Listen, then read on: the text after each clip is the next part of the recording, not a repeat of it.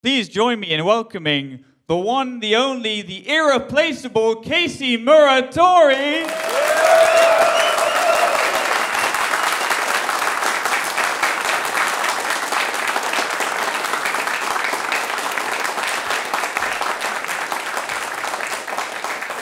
Okay. Way too big. Sam made it way too big. I feel like before we start, we should also thank Sam for putting this together.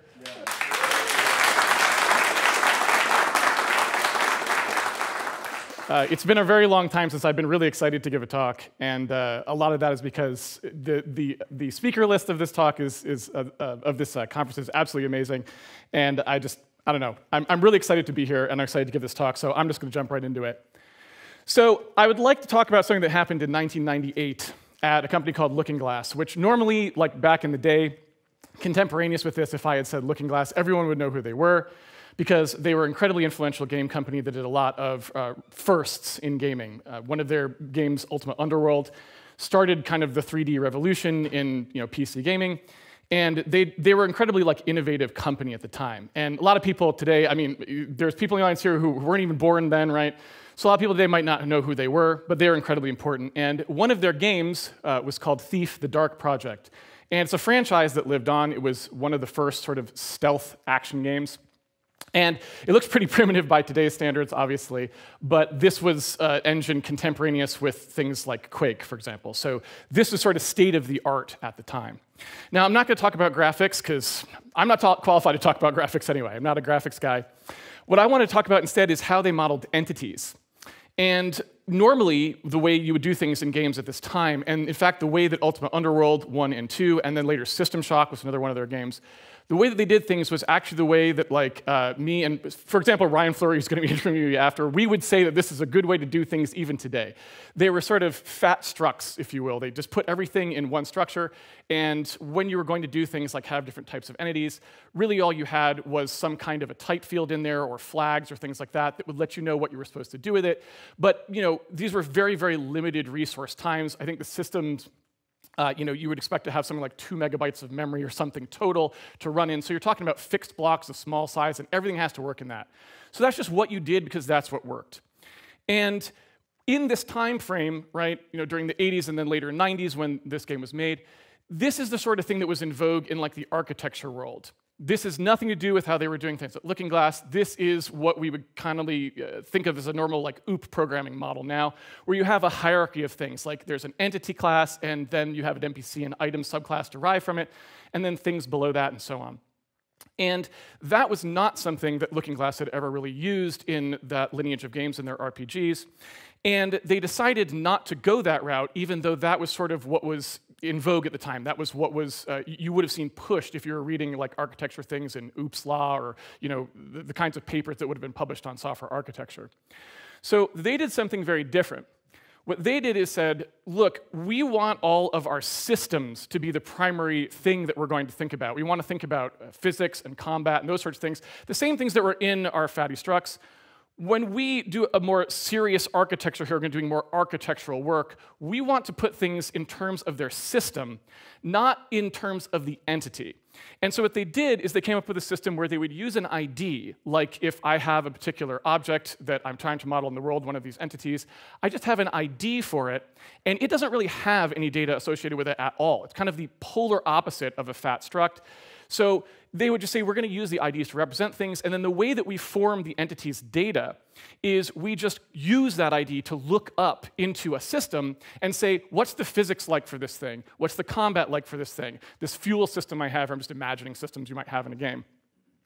And in so doing, in 1998, when they shipped Thief: The Dark Project, they shipped, to the best of my knowledge, the first instance of an actually commercially released entity component system. That's what we call it today, right? People call it this. This is now an in vogue architecture in much the way that those hierarchy kinds of architectures were in vogue at the time, and still to some extent are in today, but not necessarily in the game industry. So this was the first time I'm ever aware of anyone shipping this kind of model. And in fact, it's the first time I'm aware of anyone even talking about this kind of model. I'd never heard of it before. This was the first time. And there is a pretty interesting thing that you have to understand about this, and I know this may seem like beating a bit of a dead horse here, but Those red lines that I've drawn there are basically encapsulation boundaries. And this is a very important theme throughout this talk. I just want to really make sure I hammer it home. Encapsulation boundaries are really what we care about when we're doing architecture. What we care about is where we make it difficult to access things and where we make it easy, right? And so what they chose to do that was very different than that sort of inheritance hierarchy model is they chose to draw the encapsulation boundaries around the systems. Now, this is very different because the traditional OOP model, right, is you draw the encapsulation boundaries around the objects. So the encapsulation boundary in a normal OOP-like hierarchy is I have whatever the object is, like a mech, and the encapsulation boundary is around all of the things that the mech knows about. But that's very different than this. This is about all of the things that are related to a system, not all the things that are related to a mech. Now, it's important to remember, this is not like not OOP. You could easily call this object-oriented programming. It still obeys a lot of the principles you might recognize from object-oriented programming. So it's not like they were saying, we're getting rid of object-oriented programming. They were saying something very different. And they were saying, effectively, what Mark Blank said, he's the person who actually implemented a lot of the system. And what he said was, for some reason, OOP has gotten into this mindset of compile-time hierarchies that match the domain model. Meaning, if you think about what you're trying to model in the real world, like entities and guards and things like this, or even if you're just thinking like the natural world, we're going to think about, birds, and are they, is it a mammal or is it an avian thing, right? You're thinking about this domain model that you're trying to model in the real world, and you're bringing it into the software world. And what he was basically saying is like, why are we pushing this? Why is that the idea, right? And he says we can still do OOP-style stuff, and we can just do it by changing our paradigm of what we're thinking about in terms of our domain model, right? Don't make the domain model be in the code. Make that be something the user experiences, but the code is done in a way that makes sense for the code. So this is really brilliant, and it's a great way to summarize it. It's one of my favorite crystallizations of that concept. So I would only add one thing to it, and that's that word encapsulation, because I think sometimes people think hierarchy, they just think the relationships. But it's the encapsulation that's really important, because that's what really determines whether or not the code is easy to write or hard to write. Are those boundaries in the right place? So this is crucial. And this talk is kind of about mistakes, as you'll see. And I made a mistake one time. I went on this thing, you may have seen it, it's called the internet. It's like this series of tubes that connects people around the world, and it's kind of complicated, I'm not 100% sure how it works, but they have a thing on it called social media where what you can do is there's like a box, and you can type anything you want into the box. It doesn't have to be correct, it doesn't have to be coherent, it certainly doesn't have to be polite. And then you have to push this button, there's usually a button next to it, but the button says different things sometimes. You push the button, and everyone in the world has to read it, like everybody. And that's an amazing invention. I was probably doing something like that at the time when I saw some people talking, having a discussion about this sort of thing, discussion in quotes, let's say. And they were thinking about this. They were thinking about, we have old things that were like maybe not quite architecture, like those fatty structs things. And at some point, people started saying, there's this other architecture we could do, which is this hierarchy thing, and that's like much cleaner. It's much better organized. It's better architecture, and they started to push this, right? And it definitely got adopted. It got adopted everywhere. And it's a very standard paradigm even to this day. And they were sort of responding to people who were saying this is bad, that this hierarchical thing is not a good idea. The encapsulation boundaries are in the wrong place, as I would say. And they're saying, okay, there's no way that all of these smart people who pushed this stuff and who created this, there's no way they could possibly be wrong about it, right? Like, surely this comes from all kinds of like academic studies and ways of looking at things, and we definitely have great examples of this working perfectly, I'm sure, and it all got translated to us, and you guys just don't understand, and we don't understand either because we're not really sure what we're saying, but we're basically saying that someone must have known, and those people were smart, so there you go, right? So could you really be saying, all you naysayers, that it doesn't make sense, and it didn't come from a logical place? And so the short answer to that is absolutely that's what we're saying. That's 100% what we're saying. And the long answer to this is the rest of this talk. Welcome to the Better Software Conference, the inaugural Better Software Conference. This is the Big Oops, which is my sort of attempt to go back over 35 years of history to figure out where we went wrong. Like, how did this happen, okay? Now, just get some things out of the way first. And this is mostly for the people. I don't know where I'm looking. Is there a camera out there? That This is mostly for the people. The people in this room are probably already bought in, right? Low-level programming, that sort of thing. You're probably like, okay, I like where this is going. People on the internet, as I said before, maybe that was a mistake, but they're going to have some issues with this, some bones to pick. So I just want to say first, when I say the big oops anatomy of a 35-year mistake, I'm not necessarily talking about OOP as a whole. I'm talking about looking for very specific things in it, okay? And because whenever you talk about OOP, it's always this thing where people are like, well, whatever you're talking about, like, that's not really OOP. Like, you're talking about these things, you're using the terminology wrong, or that's not how I write code. It's like OOP is just a thing where it's like, it's how I like to write code. And whatever they're thinking at the time, that's what OOP is or something. And I don't necessarily blame them because it's a nebulous term and they have their own definition for it. I mean, I probably have my own definition for it. That's totally fair, right? But I just want to say we're not going to be dealing with any of that here, so I don't want to hear the whole, like, I don't know. It's sort of like wine, which I got the slide up in here. It's like, if you have like a designated origin, you're not allowed to call it certain things, and it's that kind of feel, right? It's not actually OOP, it's sparkling code or something like this. You have to use the right term for it. So I just want to be clear, I'm talking about something very specific, and it's the thing that I just said. Very, very specific, and I'm not saying OOP was a mistake, I'm saying this was a mistake. The idea that you're going to draw encapsulation boundaries around these compile time hierarchies that are based off of whatever you're trying to write. Now, second thing we want to get clear is I don't want to hear any complaints that no one ever pushed this model, because I know that's going to happen. I'm looking at you, Y Combinator. I know that this is going to be a thread. So, anticipating that, let's just say we have a lot of historical evidence. When I was doing the research for this talk, I read so many things from the historical record. It is so obvious that everyone actually 100% meant you should look at the domain model and you should code that directly into compiled hierarchy. For example, here is literally Bjarne Stroustrup's paper, What is Object-Oriented Programming? To tell you what it is. And he starts off with the shape example that I've used before that everyone said, well, that's totally ridiculous. You're just cherry picking out of an introductory book. It's like, this is where he was trying to explain this and sell this to people in his industry who were experts. And he says, look, if we're going to write something like this that has, kind k as an enumerant there of like what the kinds of shapes are, right? If we're going to write something like this, we end up with code that has a switch statement in it. So when we want to draw something, we have to say, oh, what is this? And I have to say, okay, case circle, case triangle, and have the different drawings for that. And he's like, this is a mess. You can never do something like that. Instead, what you want to do is make a hierarchy where it matches the domain model. I've got a shape class, and then he derives from it the triangle class, and has a virtual function, and all those sorts of things. This is right in the first papers where people are selling this concept in certain programming languages, right? And I guess I should also point out that he says things like, when we're talking about object-oriented programming, literally what we're talking about is inheritance hierarchies with virtual function calls. Like, he says that, and he says object-oriented programming is programming using inheritance. So hammering home that this is literally what we are talking about. There's so much evidence, and I'm just picking one paper. Now, a lot of people will talk about, say, Alan Kay, because he was a big father of object-oriented programming. He's the one who coined the term, as far as anyone knows. And he talks about, this sort of idea that OOP only means like messaging and a few other things, right? He said this.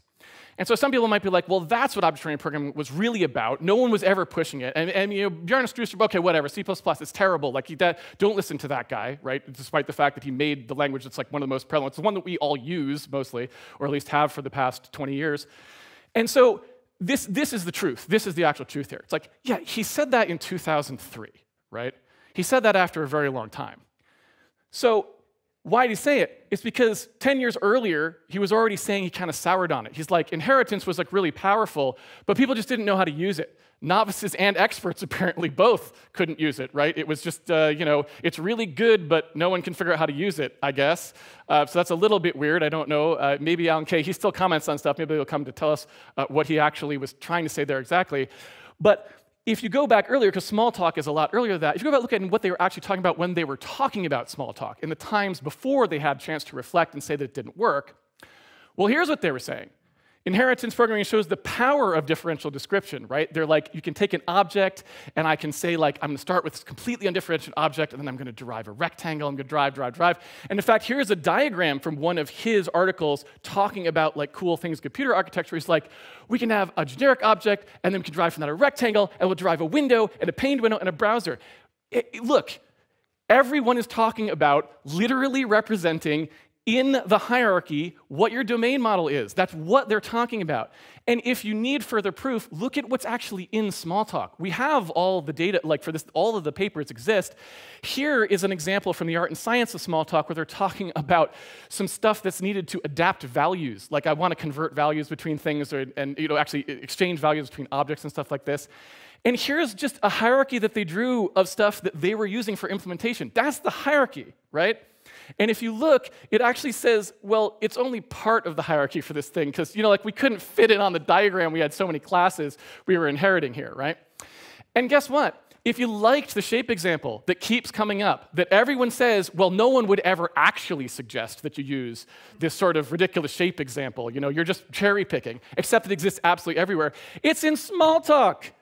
There it is. They have a path class, and from that path class, they have different shapes derived from it. That's what the path looks like. That's in the base language of Smalltalk that Alan Kay and Robson shipped, and Adele Goldberg was the person who documented it. These are the original authors of Smalltalk, right? And if you don't want to take my word for all of that, you can take Bjarne's word for it.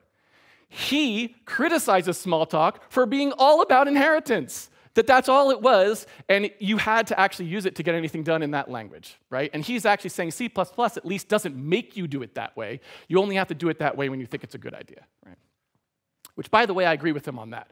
That's why that's why I'm still able to use C++ to this day, is because Bjarne Stroustrup was actually really smart about a lot of things, and he didn't try to force you to do things only his way, whereas Smalltalk kind of did.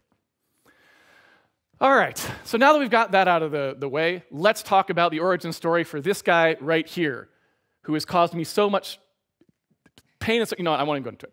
Anyway, let's talk about the origin story.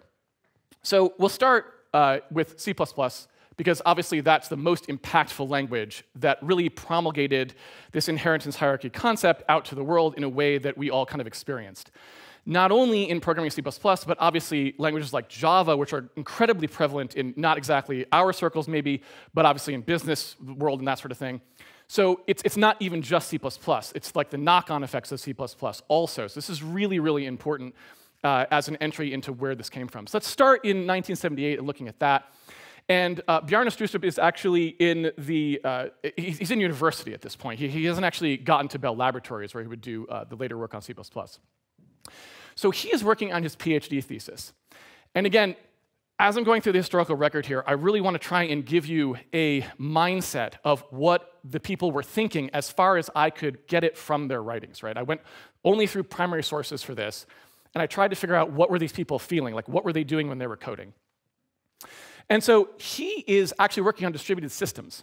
He's not a languages guy. He's not there like researching languages or anything like that. He's working on distributed systems, and what he wants to know is, look, we've got some stuff where we want to know about hardware protection, like if you kind of think of virtual memory or things like that, where you have hardware features that are designed to protect different parts of your program from other different parts of your program, or different processes from each other, or different nodes in a system, all those sorts of things. So he's doing distributed architecture work. And what he wants to do is run simulations, because at the time, again, putting you in the mindset of where we are in computer history, you don't just have computers lying around like we do today, right? It's not like, oh, I can just buy a bunch of computers and set up a network and do testing on it. It's like, no. There's no way he was going to get things like a distributed multiprocessor system to just play around on in 1978 unless he was extremely important and working for the military or something like that, right? So what he had to do was write a simulator.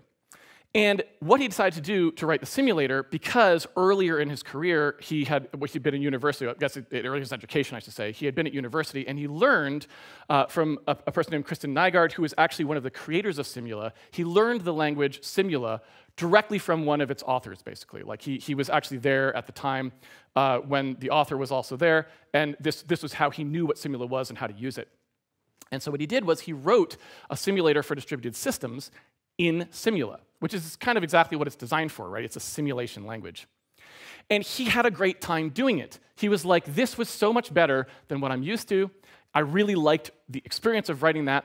So he ended up with this thing where he had like little programs that were simulating what was happening in a distributed network, or distributed system, I should say, not necessarily on a network. And he found that it was really easy to debug the little programs by themselves, and the language made it really easy to do that. Now, again, it's important to remember keeping all this in your head if you can. I know it's a lot. It was a lot of reading, right? So I'm trying to convey it to you in as close as possible. Just pointing out, it's important to remember that that's the domain model he was working with, is lots of little programs that were talking to each other, right? So anyway, he says that the class concept that Simula had, because it had the same sort of idea of a class as C++ would later have, he said that that class concept that Simula had was really good for direct mapping, right? Remember I said compile time hierarchy that exactly models the domain, right?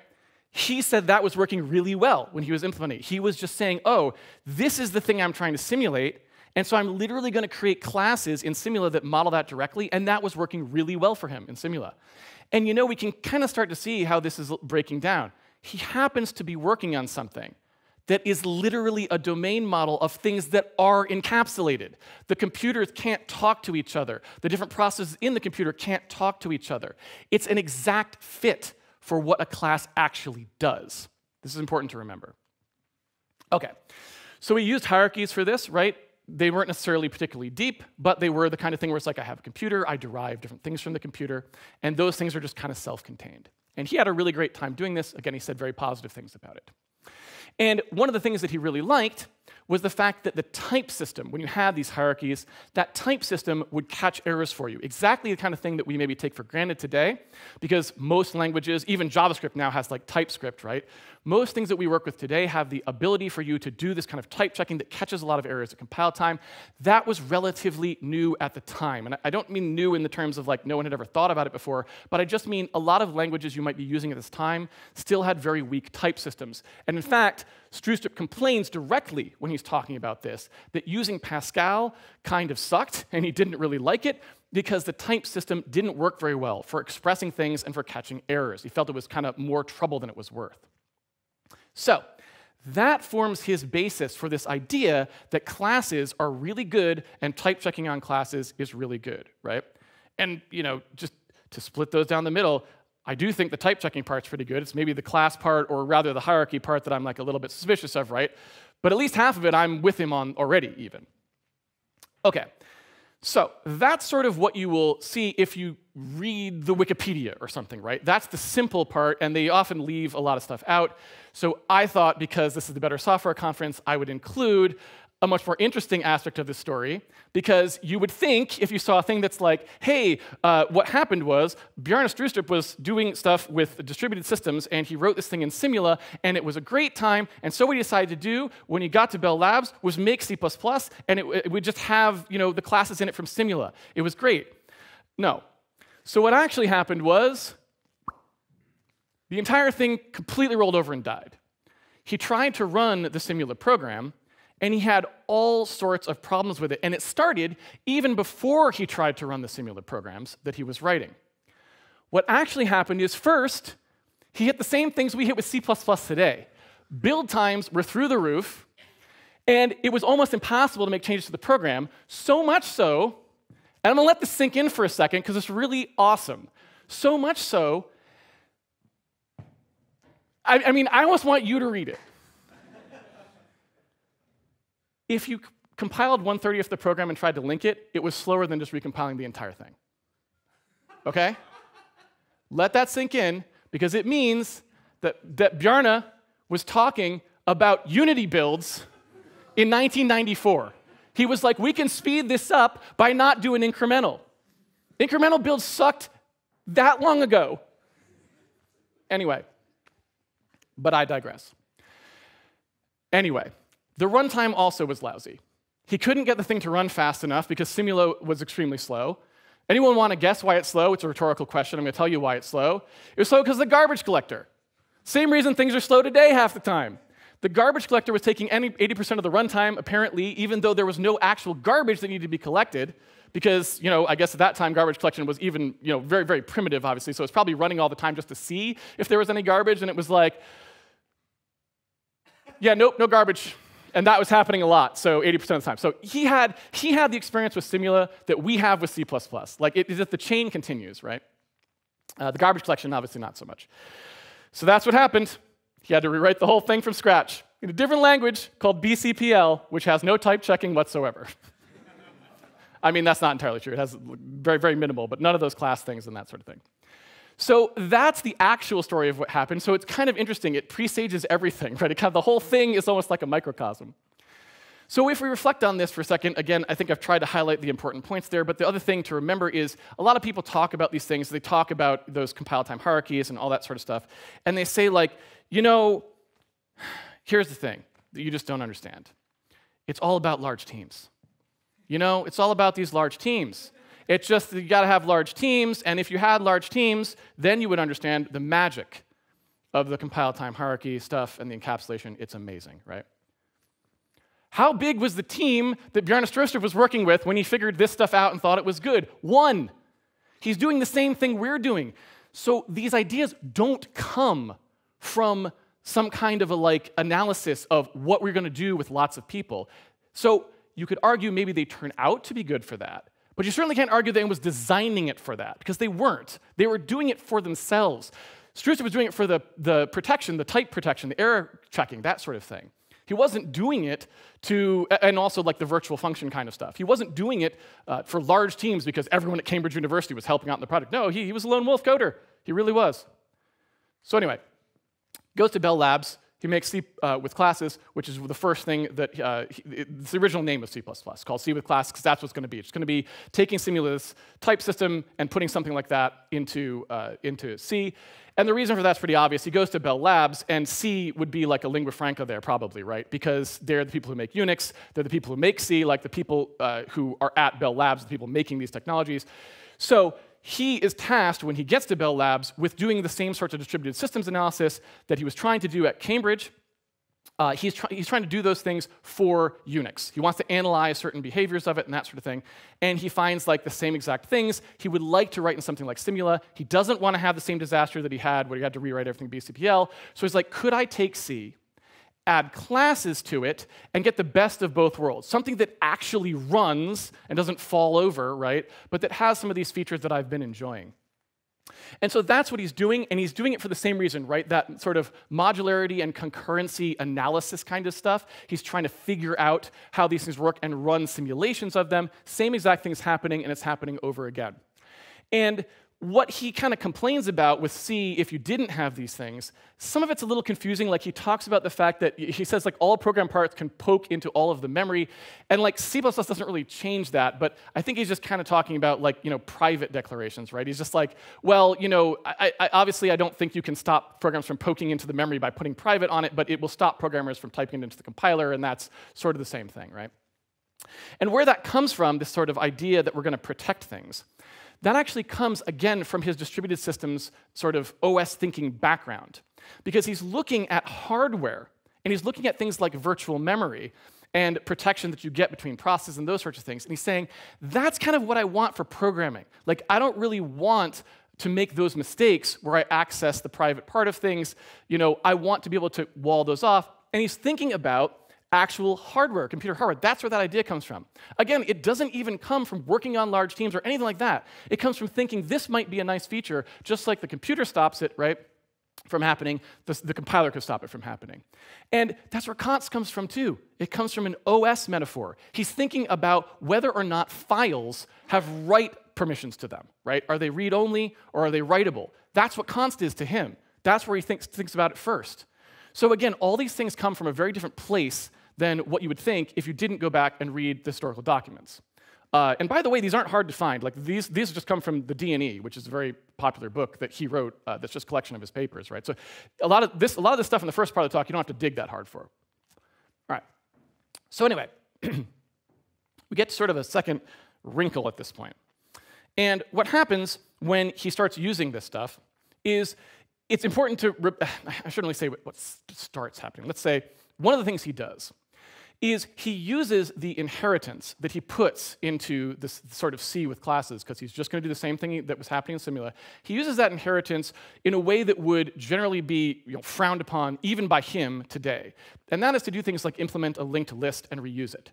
So what he does is he says, OK, I'm going to take a block that's like the linking part of things, and I'm just going to inherit stuff from it so that all the things that inherit from it can go in a list, right? Now, he would never say to do that today. He would say use a template or something like that, like a parameterized type, right? So, but it's important to remember, at that time, this was a thought. And this thought actually does come from Simula as well. We'll get to that later. But so it's important to say, in addition to the modeling part, they're using inheritance for the purpose of code reuse, even if it really doesn't have much to do with anything. That's sort of an adjunct split. And I just want to include it here so that you understand all of the things that were being thought about with inheritance at the time when it was actually being put into more mainstream languages. So that's what he was, one of the things he was doing with it, in addition to the domain modeling part, which is more of a direct mapping. Okay. And you can see him here criticizing it just to hammer this home. He doesn't think you should do that anymore, and he said as much in parameterized types for C++, which is where he started to talk about templates. As soon as he sort of got his answer to how we were going to do these sort of things, as soon as he got like a parameterized type model, because that wasn't new to C++, there were languages like Ada and Clue and stuff that had that in there. He started to say, okay, C++ has never had a good way to do this because you had to do the inheritance thing. That's not fabulous. Parameterized types are the way to go. So he knows that too. It just takes a while to get there. Okay, so that's kind of the end of it. And virtual functions come in a little bit later. The first version of C with classes, when he's first starting on it, doesn't actually have virtual functions. He eventually does put virtual functions in, and when he does, this is what he says about it. He says it was borrowed from Simula and presented in a form that was intended to make it simple and efficient. So he was thinking primarily about, I want something kind of like what Simula has for this ability to call functions without knowing the type on them, but I want to make sure it's very fast, because that was a concern that he always had, again, because of the disaster he had experienced directly with Simula. So again, reflecting on this, it's totally different from what you would think if you just read like the capsule summary. Like, he's not talking about large teams still. He's talking about literally, we're just working on this thing. I'm using inheritance for some reuse of code, and I'm using it to directly model the compile time. At a compile time, I'm using it to directly model the actual domain that I'm working in, which happens to be distributed systems analysis yet again. So we have to jump at this point, because that's pretty much all we can get out of C++. I mean, you kind of got the picture now. Everything else is like after the fact. Everything else is post hoc. Anything else about C++ was people making stuff up after that or adding things to it after that. But that's where it comes from. So if we want to actually know where these ideas started from, we've got to go back to Simula. We've got to say, well, okay, if all this stuff came from Simula and him using Simula, well, where did it come from in Simula? Like, did they just make it up? And Simula originally comes from something called the Norwegian Computing Center. I mean, we are here very close to Norway, I suppose. So some of you may have known this place. I didn't really know anything about it until I read that, was reading up on Simula and like, okay, there's this place. It's a quasi kind of private public institute for doing computing research.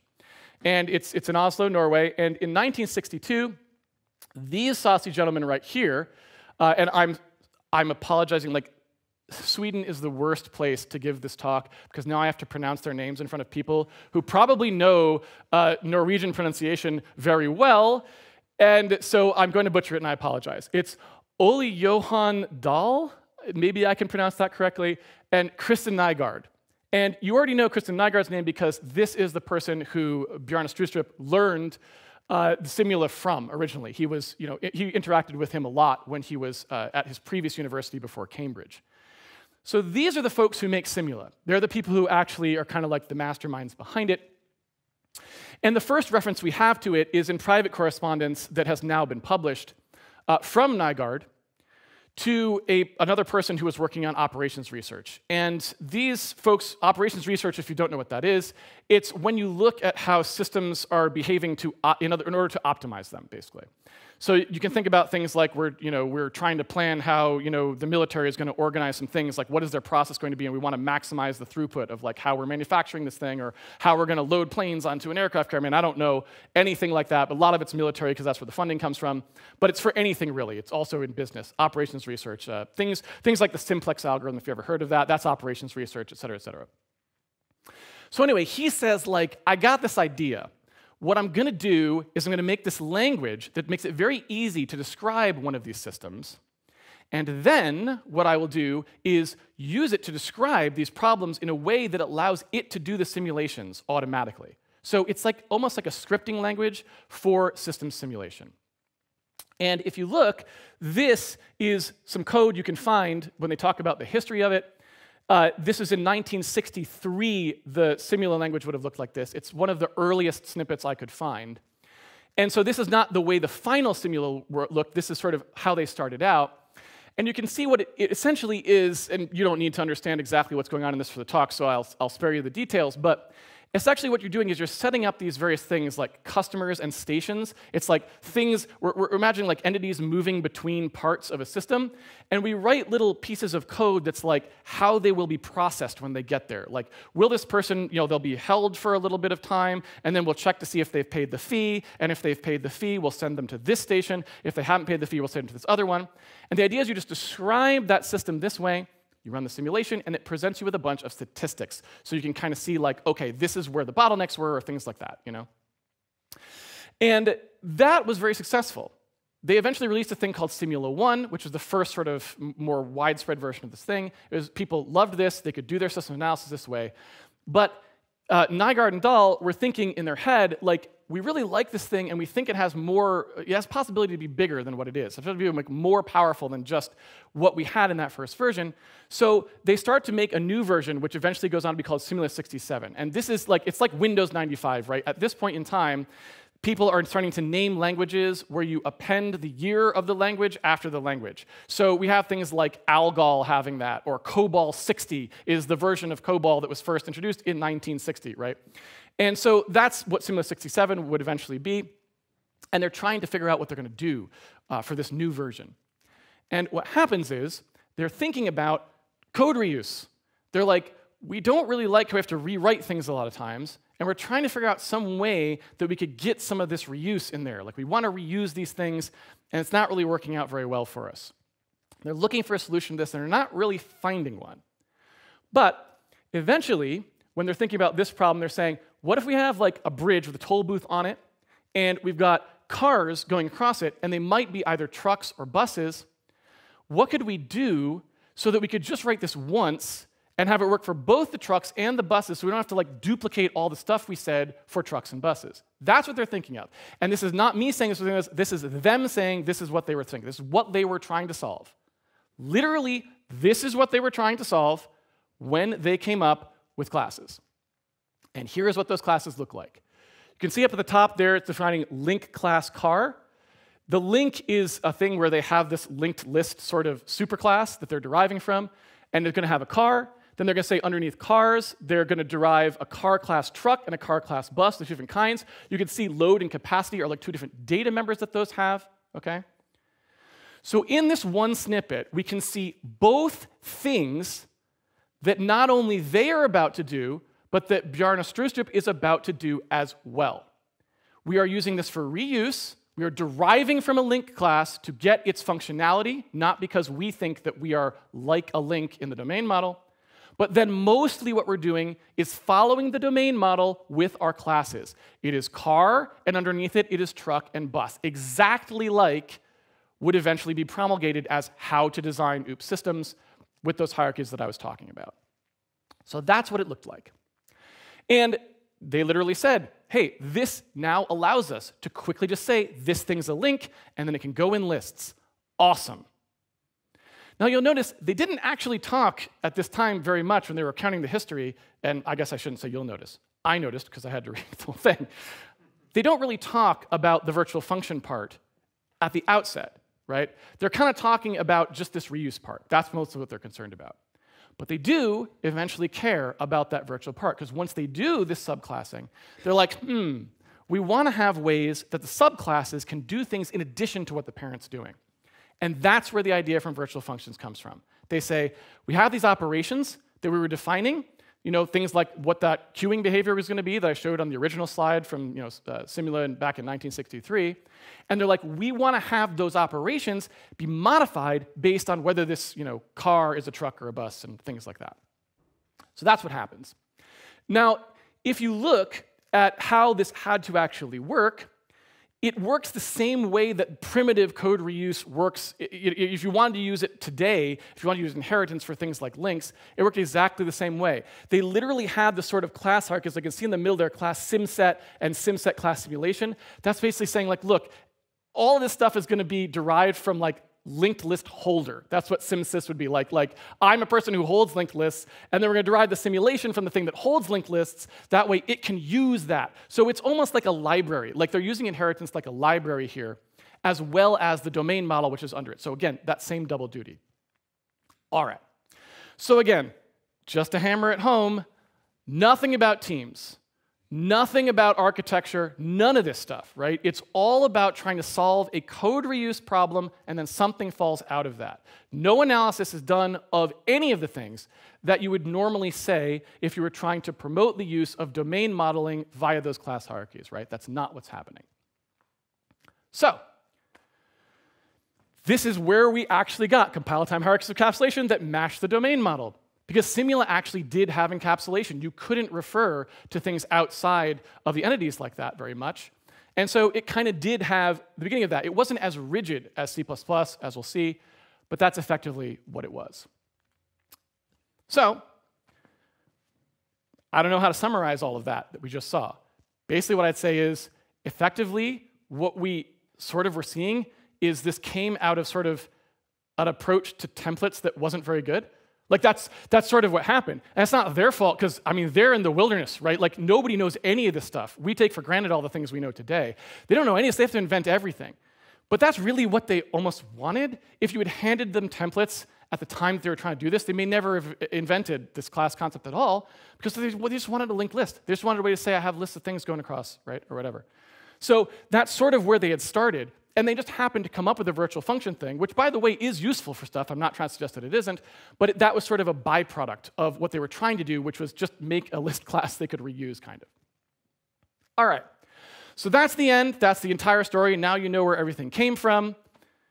I mean, of course, if you only want to do sort of the capsule version, that's, again, sort of the Wikipedia version of it. But you have to kind of ask the question, I mean, we know that they did those things, but like, where did they get the idea for those things? I mean, that's usually how I approach things anyway, right? I'm like, after I find out that like someone got the idea from someone, I'm like, well, do we know if that guy got the idea from someone? Because I want to know about following it the whole way back, right? So that's the end. If you just use a capsule Wikipedia summary again, you'd kind of get something like that out of it. What you probably wouldn't get is this stuff. So, when you actually go digging in here and you pay attention to every little thing, and every time you come across something that someone mentions, you're like, wait, what? And then you go try to pull the papers that they're actually referencing. You start to find out a lot of other stuff. So if we keep pulling this thread, what we find is the idea of subclassing is not credited to Nygaard and Dahl. They credit it to somebody else. C.A.R. Hoare, actually, the guy who invented quicksort. That's who they say this idea of subclassing came from. They don't claim to have invented it. They claim to have invented a version of it that was derived, pun intended, from Hoare's work, right? And this is the paper that they're referring to. This is the paper that I believe they would have read, although I'm not sure exactly which version they read, because different versions were circulated, and there's actually sort of a further comments one that happens after this, but they would probably be aware of all of this, because academics are always very good, right, at sharing their information this way, putting out publications. I mean, it's the thing that is cred for them, right? Like, your papers are your cred. So you're reading papers by other people, you're writing your papers. So they read this paper for sure. Which version exactly, I couldn't tell you. But this is the paper, and here's what Hoare is talking about in this paper. He says, all right, we have in the real world, and I want to underline that because it's like compile time hierarchy that matches the domain model, right? In the real world, we have objects that we want to model, and they have different versions of things, and we want to model that sort of discrimination that's happening there in the subclasses. And so he gives the example of an algebraic expression. He's like, if we look at an algebraic expression, I'm trying to model that. I want to represent that in the computer. I might say I have an algebraic expression, and then I have these different things that are types of algebraic expressions, right? And he says constants, variables, dyadic expressions, right? He's trying to model language. And by the way, this happens a lot. I don't really cover it much in this talk because it's not relevant, but you'll see a lot of people this time were working on things like, how do we parse stuff? Right? So thinking about how do we parse language, how do we parse computer languages, how do we parse human languages. So thinking about this kind of thing all the time. It's like, what if I want to represent an equation? How am I going to do it? Right? And he's saying, what about these subclasses? And he would literally write it just like this. So as we can see, Nygaard and Dahl were not lying. They 100% did get this idea from that. It looks almost exactly like theirs, down to the syntax. You can see that he's saying, I'm going to have an expression. Here are the subclasses of the expression. It's going to be constant and variable, right? And so this is what Nygaard and Dahl read, and they were like, oh, wait a second. What if we just had like our cars and trucks and buses under them, and then we could just use the car, and then we put the car across the bridge? Okay, that would work. Wait, but we don't have to stop at the car. We could make something above the car that's like things that are in a list of stuff, and then we could use it for everything. It doesn't even have to be the bridge. Holy cow, dude. Like, thank you. Thank you, Tony. So anyway, yeah, Anthony, they call him Tony Hoare. I think that was, he didn't go by Anthony. Anyway, sorry, thing I didn't introduce ahead of time. It's just up here because I've been reading this stuff for, I don't know, months at this point. Anyway, so when he presented this in this paper, it doesn't stop there. And this I found so interesting. And we're starting to get into stuff now where like I had never heard before. A lot of this stuff, when I digged into it, I was like, how come everyone doesn't know this? Because it's super cool. When he presented this paper, or I shouldn't say presented this paper, when he wrote this paper, he included discriminated unions in it. Tagged unions, whatever you want to call them. If there's FP people out there in the audience, they're going to scream at me for using the wrong term, but you know what I'm talking about, something that has a type in it and then subclasses inside it, and you don't know which one you have until you look at the type, and then you can use whichever part makes sense for that type. And this is a super powerful programming idiom. I use it all the time, and I think it's one of the best programming tools you have for things like dynamic polymorphism. I absolutely love it. It's in this paper in 1966, right? A long, long time ago. And this is his way better than anything I get to use today in C++ thing he suggested for what you would do when you wanted to use one of these. He said it's a switch statement, which of course wouldn't have been called a switch statement at that time, but it's basically a switch statement that says, I want to use this object, and I'm going to tell you what each type, whatever the subtypes might be, I'm going to give you a different block of code to run depending on which one they were, right? Again, functional programming, I believe, would really like something like this, right? It's doing that discriminated union thing. And furthermore, he gets the fact that this adds type safety and prevents errors. He gets the fact that the code that would come after the then statements can now safely refer to the subtypes because you know you've checked what the type actually was. And he says that right in the paper. So he totally got it. He knew way better than any of the knock-on languages, I guess from C++ on. He knew way better even at that time how cool discriminated unions would be if you had the right language constructs to work with them in a type-safe way. So I thought that was super-duper awesome. Now, if you think about it, if this was in the paper, and Simula read the paper, and that's how they created Simula, or the class concept in Simula and the idea of subclass of Simula. And then, C++ came out of Simula. Well, why don't we have, why wasn't this a first order feature? Where did the discriminated union part go? And the answer is, well, Nygaard and Dahl actually put it in. It was called inspect. So Simula actually had this. You didn't have to use virtual functions. Simula was way better about that. When Strostrup went to do his classes, he took it out. He thought that discriminated unions were bad because they broke modularity, right? It's because now someone from the outside can tell what class you are. So we lost out on one of what I consider would be one of the most important features I would use in C++ every day because it got removed when Simula was playing telephone with C++.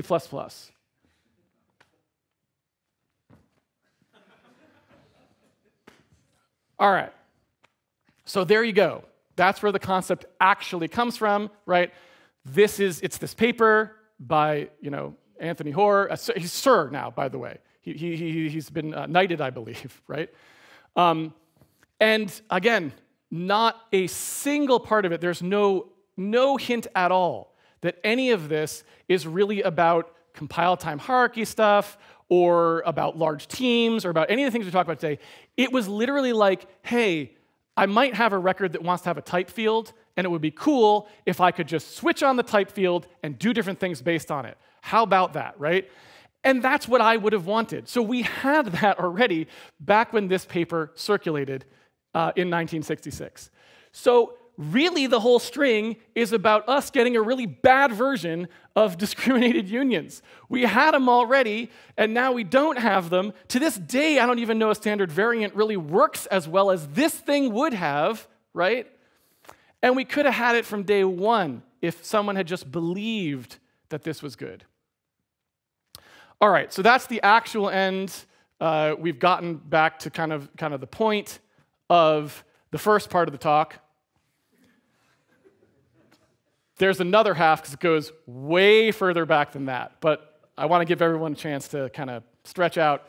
So I don't know, can we take a break? Where is Sam? Can we take a break for a few minutes? Yes. How long do you want? I don't care. I can keep going if you don't want, but I figured, yeah, I can stretch. Let's go to 25. Okay. I'll see everyone back here whenever that is, at 25.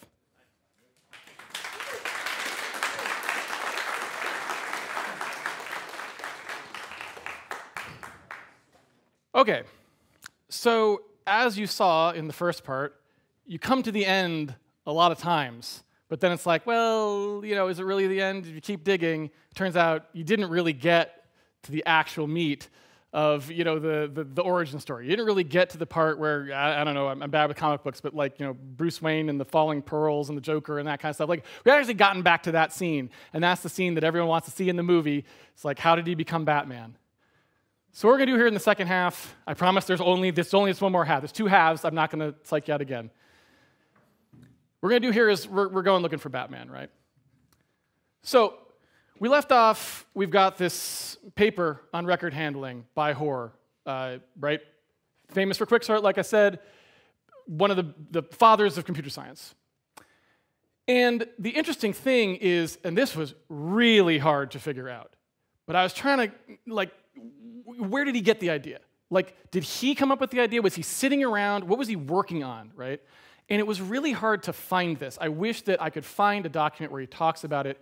If any of you out there ever find a document, because I did the most research that I could do in the time that I had to figure out where these things came from, but I'm sure I missed something somewhere. So if anyone can actually figure this out, I would love to see it. But after a lot of digging, I figured out something pretty interesting, which was that actually there was this committee that was supposed to update ALGOL. Now, ALGOL was a programming language that was very popular at the time. It was in use since the early 60s, actually. Actually, it might even be before that. I don't remember because it's not that relevant to this particular timeline. But what they were going to do is, much like Simula had an update from Simula 1 to Simula 67, here there's going to be an update of ALGOL up to this new version that would eventually be called ALGOL 68. And the people who were working on this, it's like a who's who of computer science fame, right? So Hoare is on this, and so are a lot of other people like Nicholas Wirth and that kind of people, the person who invented Pascal or created Pascal, right? So on this committee, there was another guy, and his name was Douglas T. Ross. And this is a name that I had never seen mentioned ever before. I have no idea who this guy is. And I'm like, wait, what? And, oops, sorry. And when it was talking about it, it was like, oh, in some private correspondence, because Alan Blackwell and Kerry Rodden, not really a part of the story, but they're like, we talked to Hoare privately about where he got those ideas, and he said that they actually, a lot of them came from this guy named Ross, who he had conversations with when they were on the committee. And I'm like, okay, so what's this about? And Ross had this thing he called a plex, which is a record-like data structure, and apparently this was something that really influenced Hoare's record handling paper, which would eventually go on to create the rest of the chain that we just went through. So that's one thing. And another thing is, if you look at the other branch, the branch that I'm not really covering very much in this talk, because again, we don't program in Smalltalk these days, right? The closest thing you would get is maybe something like Objective-C. If there's some still people out there using Objective-C, like Apple was using that for a little while. So Objective-C kind of came from a Smalltalk background as well. But it's another huge branch of object-oriented programming. Smalltalk was very important. It's influential, at least in the research or in the understanding of OOP, right? It was a very pure OOP language. It pushed OOP a lot further than a lot of the other languages by saying everything is going to be object-oriented and that sort of thing. And of course, it invented the term object-oriented, so everything's going to be like Smalltalk, which is what object-oriented was, right? If you look at what Alan Kay talks about for his inspirations, like where did he get his ideas from Smalltalk?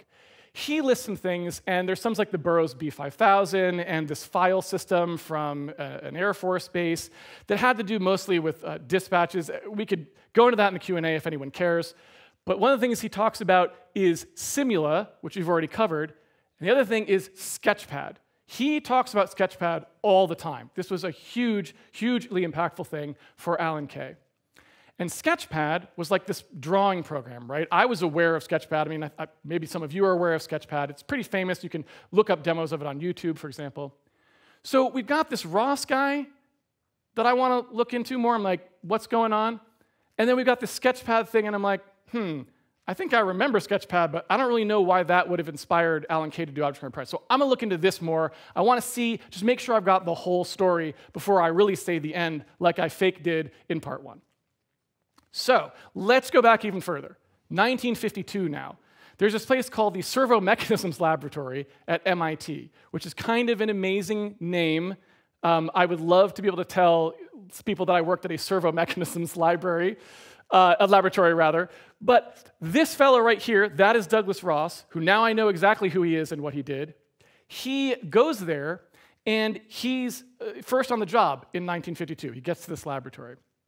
And what their sort of whole mission was, this was Department of Defense, United States Department of Defense research stuff.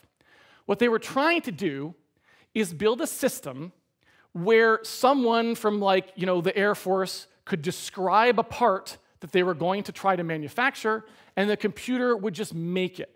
It's almost like the birth of 3D printing. And they actually did demos of this. They had stuff working where you could type in a description of an ashtray in this sort of pseudo language that they had that was meant to be kind of more, it's sort of, almost like in a Grace Hopper sense, right? Like something that's sort of, we're trying to get closer to human language, but it's really not human language because they don't have the ability to parse that yet, right? I mean, until large language models, we didn't have the ability to parse that, right? So when you look at something like this, what they're trying to do is say pseudo-language, and our automated milling system produces this object out of it, right? And they actually have working, it's not entirely thorough, they've got it working, they have instances of objects you can actually look at that they made. So they're accomplishing this as well, and you have to remember how early this is. 1978 is, I date these by when the person's talking about it. This is the 1950s that they're doing it, right? So they're working on this simulation stuff, this processing stuff, and this where they're trying to take language and turn it into sort of CAD, right? The birth of CAD. And just to show you how early this is in the thinking about what's going on in computing, COBOL is generally again, in the kind of low-effort Wikipedia search version, COBOL would be the first thing you'd see referenced as having things like record-like structs, right? We all take a struct for granted. We're a struct is the simplest possible thing, right? It doesn't have inheritance, or it doesn't have virtual function calls or any of that stuff. We would just say, if we're just talking about a bare struct, a basic vanilla struct, that doesn't really exist. No one's thought about that, really. They have sort of an idea of data records that comes more from data processing, in the old IBM sense of the term. So they do have an idea of more of the database version of I've got some fields that comprise a record. But people aren't really thinking when I program, the computer program is also going to be written in terms of records that it's using purely for computation, not to store a particular piece of data on magnetic tape or something like this, right? But it's just purely an artifact of the implementation of this program. I've defined other records. They're not thinking about that. And even in 1960, when this was printed, this first version of COBOL, even in that 1960 time frame, this COBOL didn't really have that. All of its record stuff was pretty much still about data on tape kinds of things. It was in memory as well when you had a mirror of one, but it wasn't, no one was thinking really about that as far as I could tell. They're just thinking of it as storing data. Now, pedants will say that Plancalcul has this, but it was a purely theoretical language, just written down on paper. It was an early German programming language.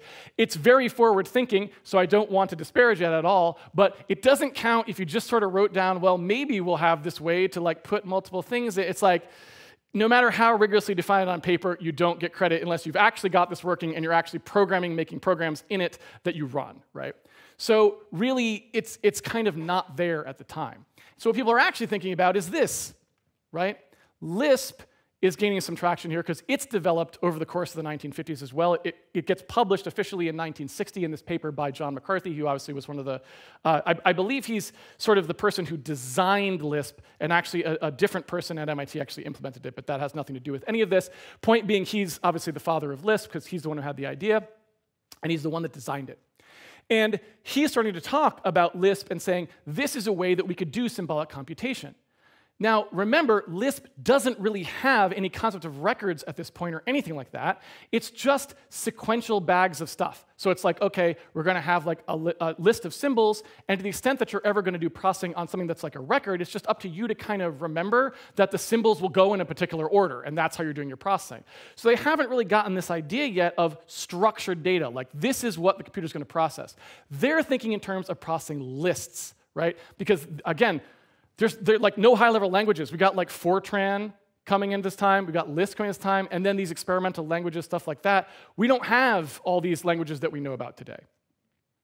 So Douglas T. Ross, he's also working on stuff like this. They have a programming language that they're working on for this, computer-aided modeling stuff that they're doing.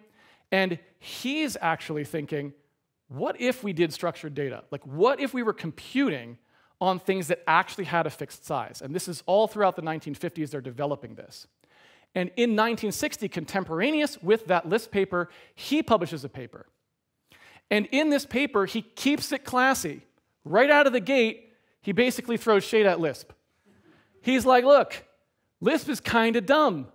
Why would we compute only on things that basically have a next and previous pointer, or like a tree where it just has a left and a right? What would give you the idea that the things you want to compute on only consist of two things? What you're doing is you're just using that, and then you're constantly building up these like structures of like two-pointer things to represent bigger things. Why don't we just store the bigger things directly? And he knows why. He gets it. He says, look, not only does it take more space, but it also takes more processing power, because we've got to reconstruct the data we actually want by plowing through these lists all the time. And furthermore, we have to store them by keeping all of that interstitial stuff in there. And that's no good either, right? So he is 100% on point, and this is published in 1960, contemporaneous with the Lisp publication, contemporaneous with something like Algol 60. So way, way ahead of the curve here, right? Because that means they had it running throughout the 1950s. Now, he calls this a plex. He doesn't call it a structure. He calls it a plex because I'm guessing he's bad at self-promotion. He never gets this term to stick anywhere, so we don't type plex in front of our thing. But to be completely honest, as far as I can tell from history, we should. It should be called a plex. We should pound define plex to be struct, because that's where the credit actually goes to. It's this guy right here and the other people that were on that team. So what does it look like? This is one of the great things about this era. Everyone publishes everything. It's really nice. And it has to be condensed down into a paper because there's no YouTube, so I don't have to watch hours and hours and hours of things to find out what the heck is going on. This is an example of a complicated plex. This is in the original paper in 1960. And what does it have in it? Well, it has some data, an x and y coordinate, for example, right? It's just things that you might store like you would normally data members. It also has pointers already, right? These are basically things that are linking it to other things. So we've got data members, we've got linkage members, and hold on to your butts, because what is this stuff down here, right? Like, what is that? And I'm loving this, by the way, when I find this stuff in papers, right? Because I don't like to just read the abstract. I want to read the whole paper. Like, I paid my money, and I want to see the whole movie to the end. Even with the end credits, even if the movie sucks, I kind of want to know. I'm just curious right now. So I'm looking at this, I'm like, what the heck is that? TRA 562? Like, it's the secret code stuff going on. So what these actually are, and this is awesome, is check and fast are basically flags. And what Ross says is, look, when we're processing this stuff, think of it this way. we could run one subroutine, and just based on what we stick in the plex, we could change how we're processing it. So if we do want this thing to go through a particular path, we set it, and if we don't want it to go through a particular path, we don't set it, right? Just pausing for effect on that one. What's TRA 562? What's TRA 467? Those are addresses. That's an instruction. It's saying what we're going to do there is jump to a subroutine. Those are function pointers. So he basically says sometimes we don't really want parameterization of what's going to happen. We just want a completely different thing to happen. And there is where you basically have your virtual function staring you right in the face, right there in 1960, contemporaneous with Lisp. So I'll just say, our team, yeah, I was clapping for him too. I was clapping for him too. Ryan, Team Fat Struct, we started in 1960, right here. We're like the old sort of thing at a university, like the old sort of the club, right? That's been going forever. We got roots, man. We got roots. We got hardcore stuff on our side. All right. So he throws up an example. He's like, hey, let's suppose we want to model a line, because remember, he's working on CAD. He wants you to be able to type in, this is the shape of the airplane engine, and out comes the engine. So we're trying to think about things, how do we model lines, how do we model surfaces, that sort of thing. He's like, well, one thing we could do is we could take the data for the line, and we could put it in there. So those are like names of things, and x and y coordinates things for like points. And then we could have like connected up with pointers, so a line would have a pointer to two different points, and the points would point back to the line, and we'd make basically a winged edge data structure, right? I mean, these guys were off the charts with what they were doing. It's kind of crazy, but it doesn't stop there. So that is at the Servo Mechanisms Lab, which later gets renamed to like Electrical Systems or something. It's a lab that's still around today, I believe, but it has a slightly different name. I think it might have said it was even one of the longest running labs. Anyway, so hardcore. But there's another MIT, it's sort of like, it's not on the main campus in Cambridge. It's off in Lexington. It's called the Lincoln Laboratory, also very prominent. And this is the other side of our story. Remember I said we have this thing where CAR Horace saying, I got these ideas from Ross. He was pretty cool. And then we also have that Alan Kay part where he's talking about, hey, Sketchpad. So we haven't talked about the Sketchpad. We found out about Ross, and he was hardcore. What about Sketchpad? How hardcore is that? Well, this is Ivan Sutherland. He's the guy who made Sketchpad, largely by himself. Like, he pretty much wrote it, again, lone wolf style. And he comes to the Lincoln Laboratory in the summer of 1960 as an intern originally. But he ends up doing his PhD at MIT here. So this is what he's doing. And in the course, there's these computers called the TX series. There's like TX0 and TX2. And they're basically made by this guy named Wes Clark. This is at MIT, and they're making the computers, right? I mean, that's the way this stuff worked back then, is like the university actually had to make computers that they would use because nobody knows like what a computer even is yet, and they're like building different versions of them and figuring out what the heck's going on. And this TX series of computers, they were pretty unusual because they actually had a display. Like, we're back in the 1950s, right? So the idea that a computer was going to draw a picture for you that wasn't on a plotter that would like draw on a piece of paper is like completely unheard of. Like, no one's doing anything like that. It's very rare. And so there's only a few places in the world that even have a computer that can display something. But the TX series of computers can. And this guy who was architecting them, that Wes Clark guy, he was very forward-thinking as well, and he was basically saying, I think there's something here. I'm going to make it so it can integrate with a light pen that can like see what's on the CRT, and I'm going to like have the CRT be able to display stuff that the computer has. So he makes this new computer called the TX2, which is an iteration of TX0. There's no TX1, I'm told. I don't know the story behind that. But he makes a thing called the TX2, and obviously when you make something like this, it's hard to get time on it because it's just there's this one that was built. But he makes this, and it's under a thing for the Air Force, the US Air Force, where they don't really care what you do with this computer. They were funding it not because they wanted MIT to compute something for them, but because they wanted MIT to figure out what happened with large arrays of transistors for computing. Like if we make big computers, what happens? So this is very helpful because it means that the computing time on the computer isn't necessarily being taken up by some specific grant thing that they have to do. It's more flexible. So Ivan Sutherland manages to convince Wes Clark that he's got this idea for being able to draw on the surface of the thing, make like a drawing program. Could he have a slot on the TX2? And thank God Wes Clark said yes. Because from then on, Sutherland went in at 4 in the morning, because that was the slot that was open, to work on this thing. That's the TX2, and that right there is actually Sketchpad running. And so he would work on this, and I mean, when I say work on this, you'll notice it's not like a keyboard here. You're not like typing in code into an editor. It was still like had to be manually entered in various ways, right? There was actually like a secretary who would enter some of it. He entered some of it, right? So it's very laborious to develop things in the 1950s. Again, just to kind of hammer that home, these guys did not have much to work with. But he's working on this Sketchpad program, and what you could do with it is stuff that we completely take for granted today, as stuff you could just do. You could do things like draw lines with the light pen, just like we would with a mouse. And it's actually fairly intelligent. It knows things like snapping. Like if you go and you're going to connect back to a point, it knows that. It's not stupid, right? So it's not just doing random line drawing, it's thinking about those lines as well. We'll talk a little bit more about that because there's a lot more to cover there. But Alan Kay, who I said was the person who got us into this in the first place, the reason we're looking into it, he calls Sketchpad, the eventual thesis that Ivan Sutherland would publish on it, he calls it the most significant single thesis ever done.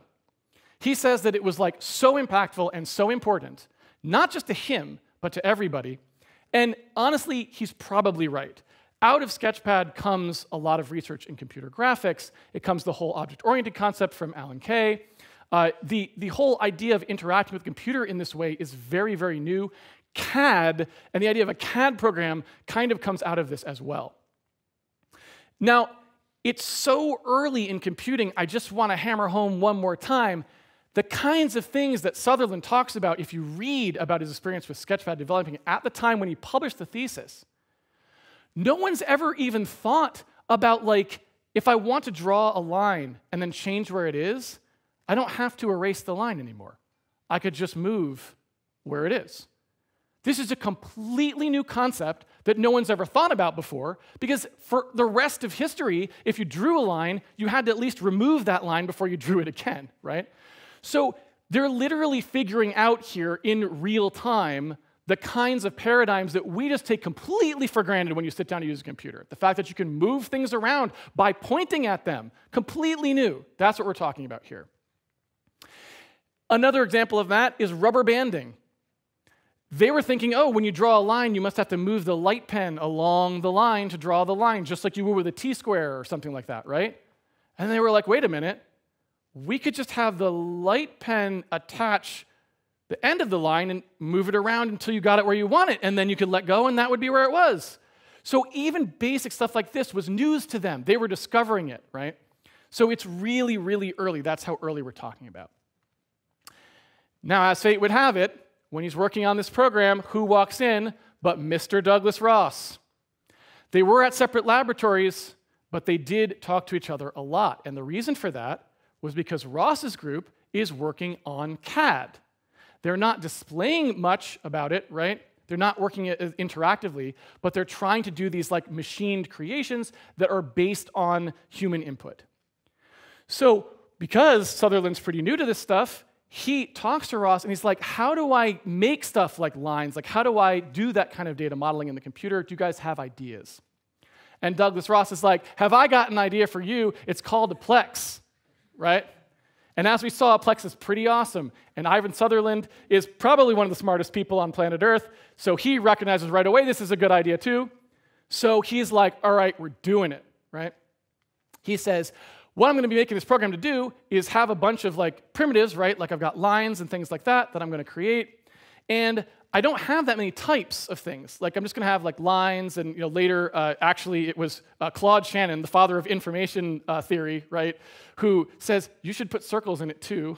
So there's all these kind of like little answers. If you actually go read this yourself, you'll find there's so many things I couldn't fit in this lecture because it would have been like 8 hours, right? But anyway, so he's saying we're going to have all these instances of things, lots of lines and stuff like that. So I don't really need anything more than just this end component thing, and I'll just have lots of those, and that's how we'll do it. This is how I'm going to write the program. And here's his diagram from his thesis about how he's going to structure, right, how he did structure lines and points, right? And there's some information missing from this because, if you're sketching things in Sketchpad with that light pen and it's very slow, right? He can't make slides with software like we have today. Not that the software I used to make the slides was particularly better than Sketchpad, but you get the idea. So it's not completely documented in here, but you can see here it's got the line, it's got a pointer to each of the points and so on, and the coordinates. He's sort of sketching that out. And hey, it's exactly like that paper from Doug Ross, right? And Doug Ross published this in 1960, so Ross and his team were already thinking along these lines before Sutherland even got to the lab, right? And started working on Sketchpad in the a little bit later in the early 60s. So that's how this whole thing ties together. Ross and Sutherland are like having a huge party here, and it's awesome. And if you remember, we had these things in the Plex that were basically like jumps, right? They were like subroutines. They were the virtual functions at the time, or we maybe would call them not necessarily virtual functions, although you could implement that way. We just called them function pointers, right? And you can do all the same things you can do with a function pointer. That was something that Doug Ross was talking about in his Plexes in the original paper, and it's right there in Sketchpad as well. This is how he did things like, I want to go ahead and draw this shape, but I don't want to bother having actual different data types be completely specialized, having the routines completely specialized. So what I'll do is I'll just have like a few entries in the data type that say, how will I display it? What would I jump to display it? To figure out how big it was or to move it. So again, virtual functions right there. They come from the Plexes. He puts it in, and that is how he actually implemented that kind of like parametric behavior in this program, in Sketchpad. Now, because we've already got one applause line before for this kind of thing, I'll just point out there's empty space in between these things here. And on the previous one, I was like, well, the reason that there's empty space on those is because we probably didn't have time to draw it out. And that was true for that diagram, because I know more about the data structure because I've spent way too much time looking at this program. But in this one, those are actually space in the struct. Those fields there's gaps, right? So why are there gaps? Why were there gaps in this thing? And I wanted to know, so I'm combing through this, just like, what are the gaps about, right? Is it just the same as the other one where it was like you just didn't draw it in there or something? What are the gaps about? I found it. At present, all generic blocks still carry space for all the information in any of them simply because of historical reasons. This accounts for the spaces seen in figure 3.7. What this means is Sketchpad is on Team Fat Struct, right? In 1963, he was still doing the same thing that the Plex was doing. He was just saying, look, maybe I should have gone back and tried to figure out some way to compact these, but you know what? We didn't end up doing that. And so he kind of just has that mention there. It's like, yep, all of them are the same size, and we just leave those fields out if they weren't going to be there, right? So I'm bending it a little bit there because in the Sketchpad paper, it's very hard to tell exactly the way, because he doesn't give explicit data layouts for a lot of things. It's hard to tell whether or not he was using like things that always had fat struct, or whether it was more like semi-distributed unions, so there were pairs of things that would have been used differently. So it's either team fat struct or team overlay fat struct, but it's one of the other. All right, so we've come to the part where we can build our tree. As far as I can tell, it doesn't go any deeper than this. This is where it actually started for reals this time. Doug Ross and his team, this idea of Plexes. It goes to Ivan Sutherland because he works there, and he asks us for their advice on how to build the stuff in Sketchpad, and he picks up the Plex concept. It also goes to CAR Hoare. That Plex concept goes to him because they sit on the Algol committee together. So that's our first branch. We then have that Hoare paper was read by Dahl and Nygaard, who decide to use it to create their Simula class idea. And both of those, Simula and Sketchpad, influence Alan Kay to create the Smalltalk branch of OOP. Meanwhile, the experience with Simula influences Bjorn Strustrup to create C with classes and then C++. Now, by the way, this is an inheritance hierarchy that matches the domain model. But there's a fun part of it. Some of you may know this, some of you may not, because, I mean, why would you? Obviously, we know C++ has multiple inheritance. It got multiple inheritance, not right away, but it got it eventually. Smalltalk never did. Single inheritance. However, single inheritance will get you C++. But it won't get you Smalltalk. You need two parents, right? What can I say? So that's the actual end. Now we've built our tree. We're finally done. We know where this stuff came from. Whew, right? It was long. Of course, there is a personal angle to this as well, so I should probably say that the reason I decided to go do all this, it probably wouldn't be, I'm on that thing called the internet all the time. And most of the time, I'm just going to post something snide as a reply and not think about it again. So why did I actually go and do all this research just for this? Why didn't I just say, who cares about these things? I don't use those compile time hierarchies and just post something mean on Twitter. Why didn't I do that this time? It would have saved me a lot of time. Of course, I wouldn't have had anything to present today, but it would have saved me a lot of time. Well, here's why. Back in 1997, which, by the way, is right around the same time that we started this talk, right? The Looking Glass stuff that they did with entity component systems was 1998, which means they would have been working on it in 1997. It would have been up and running at that time, so it's right at the same time. I'm working with a fellow called Chris Hecker, and I'm brand new. Like, I'm literally out of high school, so I don't know anything. Like, I programmed a ton as a kid, but if you ask me my thoughts on computer architecture or something like that, I obviously would have answered very confidently and been completely wrong about everything. So he says, we're going to need a level editor. This is basically a game that we're working on. We need a level editor that does CSG on spheres. So the idea was you'd take these spheres and you'd build the level up out of unioning them together, right? Like a standard CSG modeling kind of stuff. But of course, I don't really know any CSG stuff. I have really know how to do that. So I go using, I think it was Sightseer at the time. Like nowadays, you might use Google Scholar or something to search for papers. So I go to use Sightseer, I think was up at the time, or maybe there was a precursor to it, and I can't remember the actual one, but there were things at the time, even then, this early, because the internet's, the internet's only been available to the public for a short time, really. Like it was ARPANET, until the mid-90s, right? So when we're looking at this, I go to crawl papers, and I'm like, okay, CSG on spheres, to try to type some things in, read some papers, what am I going to do? And I come across this thing called alpha shapes. And alpha shapes are just the name that someone in a paper had given to something that was basically implicit services. I don't really know why they called it alpha shapes because it escapes me now. I'm sure I knew at the time because I had just read the paper, but for some reason they were talking about these alpha shapes. And I looked at them and was like, oh, it's like spheres, but when you move them together, they make this nice smooth join. They don't make that hard edge. And I was thinking, oh, for levels, that would be really cool. That might be way better than if we did CSG on spheres because it would have this really cool effect. So it was kind of be on the inside of these things, which are typically called metaballs, and it was going to be sort of the negative space of the metaballs. So I made a modeler for this, and I called it Negaman, which has nothing to do with Mega Man, completely legally distinct from that. It's kind of changed one letter, and maybe it's the same, but nothing to do with this. It's just negative space metaballs, and this is what it looked like. And effectively what you did is you picked things in it. You can see those spheres there are metaballs. They're the kind of spheres you put together, and they form these kind of surfaces. And we're seeing the inside of what you're creating, right, because it's a negative space. So that's why it looks kind of weird. You would normally see the outside in a metaball modeler. But this is what I was working on. Well, and it's finished. You can use it. I still have it to this day. You can model stuff around. It's pretty janky, but it does what it's supposed to do, right?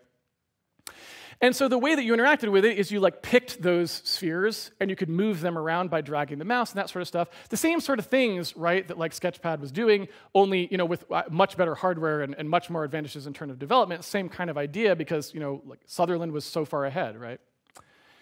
And so if you wanted to create stuff, you might select things here. I don't know if you can see it. I've selected those two metaballs at the top, and then I've just there's a thing you could rapidly stamp them down. I kind of just drag them and stamp, stamp, stamp, stamp, and you can create more of the level, just kind of blobbing things together. So it was a selection-based UI, like most programs are, where I select a bunch of things, and I wanted the program to basically have a nice architecture for being able to do that, and then present the user with the user interface that would be appropriate for that selection. And this is actually a really hard architecture problem if you're not experienced, which I wasn't. Because it's like, well, if what you've been told is that you make these hierarchies, like these class hierarchies and things like that, and what we're really saying is, I'm going to select all these things that are really derived types of things. But now I want this higher level thinking thing to look across everything that you've selected and come up with a plan for what the unified interaction would be across those things. And then when you actually want to do the interaction, it's got to make sense for what's going on. And this is really tricky because the inheritance hierarchy thing doesn't help you at all for this. It fights you. You're constantly like, oh, do I just add a bunch of like functions to the base class that's anything you might want to do to a class? Do you basically fatty structure interface, right, but leave the hierarchy in place? There's all these things you might think to do, and they just don't work very well. But I was, pretty gung-ho at the time. I'm not old like I am now. So at the time, I don't mind typing a lot. So I go to town on this. I'm like, all right, I'm going to try to figure out how to do this cleanly, quote unquote, and we end up with crap like this. Now, a lot of times I try to convince people. I'm like, look, everyone thinks that I was like some C-only programmer. I just don't know anything about like huge, crazy, hairy, object-oriented programming or anything like that. It's just like, you don't understand. It's like, no, dude, I wrote some of the most ridiculous OOP stuff you have ever seen when I was like 20. I was doing crap like this all the time. It was awful. I'm not proud of it, but here is what's going on, right?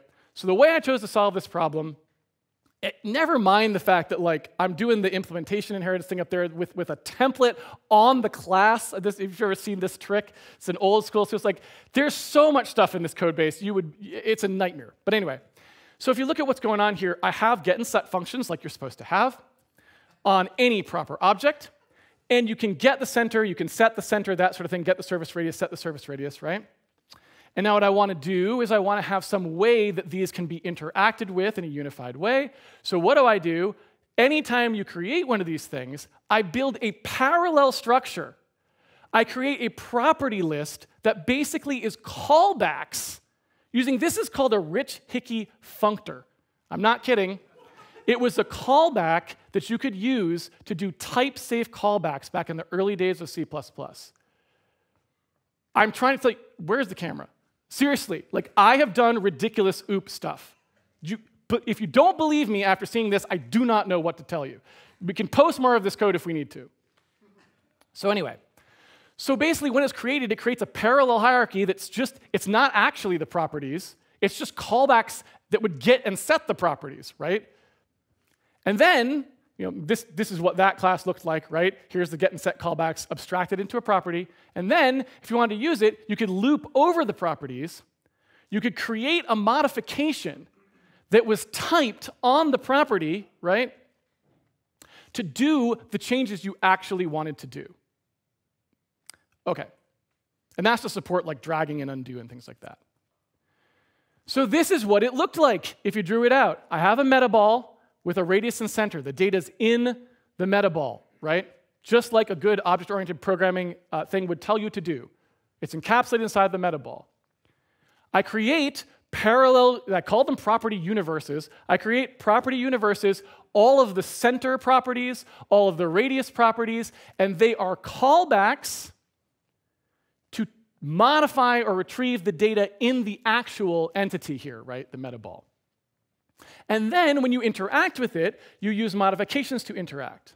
And this way, when I wrote the code, I could think about things in terms of the center or in terms of the radius. So what I do is when you multi-selected, I'd go, what are all the property types that you've had? And I'll just make interactions that work with those property types. And I'll put up little UI elements that work with those property types. If the diagram looks familiar to you, it's because you have a good memory, because this talk is very long. If I had a brain, I would have realized you don't need that. Just put the properties in the actual universes themselves and use an ID for lookup, and it's an entity component system. It's the same architecture. It's just I sucked at it, and Looking Glass was good. That's the difference, right? So anyway, This was the slide I showed at the beginning. This is the slide that I did. You see what I'm talking about, right? My bad, right? This was my bad. I screwed up. I say that I don't blame myself because I was a kid, but really, I mean, I should have thought it through. So anyway, in 2024, when I was accidentally on the internet like I should not have been, I'm thinking to myself,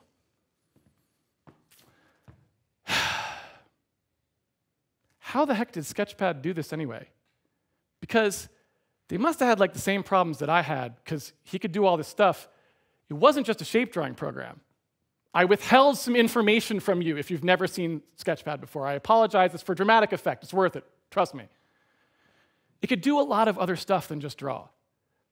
The just drawing stuff is the stuff that like Adobe copied or things like that, because that was the part that they could understand. The hardcore stuff only Sutherland knows how to do. And here's what that looks like. You could say I want these lines to be like perpendicular to each other, and it would do it, right? You could take a drawing like this and pick a point that's not even a point. It's the intersection of two lines, and not just snap, but say, I want this radius from now on to always have its center point, like the circle arc, it's going to be drawn around that intersection.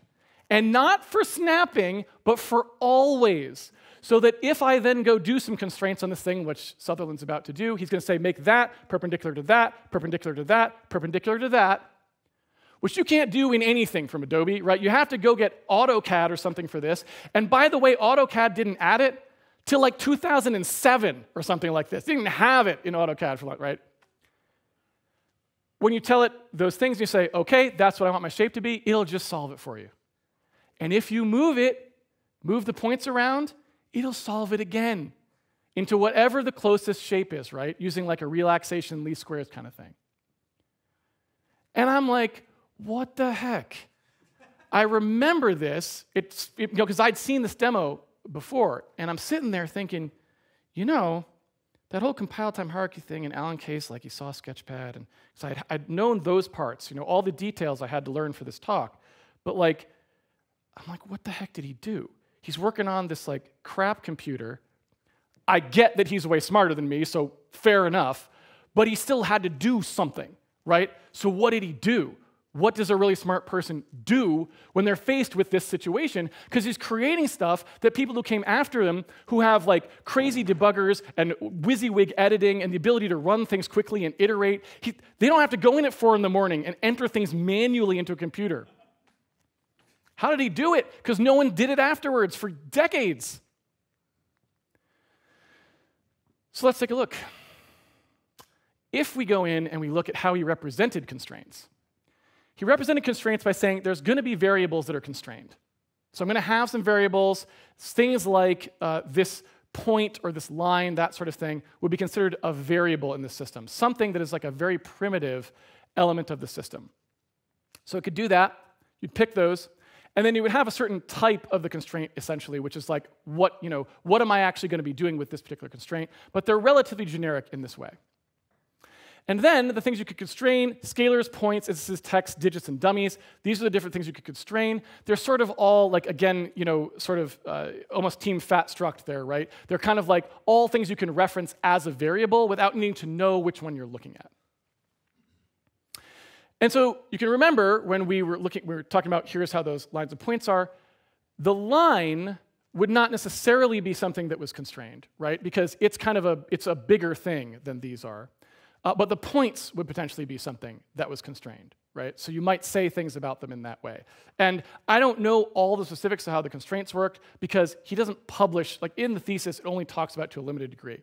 So I can't give you a perfect breakdown of exactly every piece of the system, but I mined as much out of it as I could. And he goes on to talk about how this thing was architected so that he could solve things. He said, the ring structure, which we have not looked at yet, was designed to permit rapid constraint satisfaction. So what is this ring structure? What does he mean by that? But he's pinning it on that. He's like saying the ring structure was really important, and that's what's letting us do this stuff. He also says All references made to a particular end component element or block are collected together by a string of pointers which originates within that block, which is kind of a type of ring structure, right? And he says this, which really throws you for a loop when you're first reading this thesis. In the data storage structure, the separation of general and specific is accomplished by collecting all things of one type together as chickens, which belong to a generic hen. Now, I will save you the trouble, those of you who want to read this thesis, about what those mean. A hen is a sentinel of a linked list. A chicken is a link in a linked list that points back to the sentinel, essentially, right? So, here is how the data is laid out. Type is a chicken, link, quote unquote. Spec B is a hen. So now when we go back to this type that we've already looked at, we can see them up there at the top. Type is the chicken, spec B is the hen. This is sort of the workhorse of the structural elements of the system. And the way that it works is that chicken at the top links it into a giant linked list with all of its siblings at its level of whatever it's doing.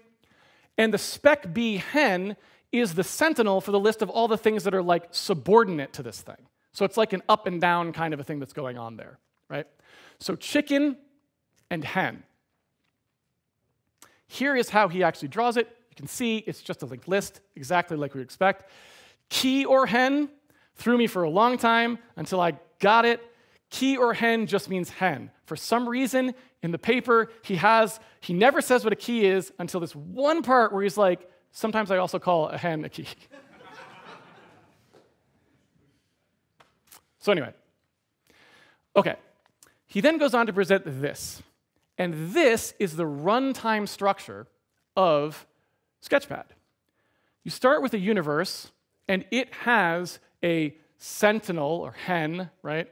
It has a sentinel that has a ring inside of which is variables, holders, constraints, and topos. Again, not a compile time hierarchy, actually a runtime set of rings, right? So this is not baked into the compilation of this program in any particular way. It's just how the rings are structured at runtime when they are built. There are variables, holders, constraints, and topos. The ones we care about in this case, we don't really care about the holders much for understanding, but the topos are line, circles, and pictures. Pictures are just like copies of things, like copies of other drawings, right? So the topos are the things that we're actually sort of the users interacting with.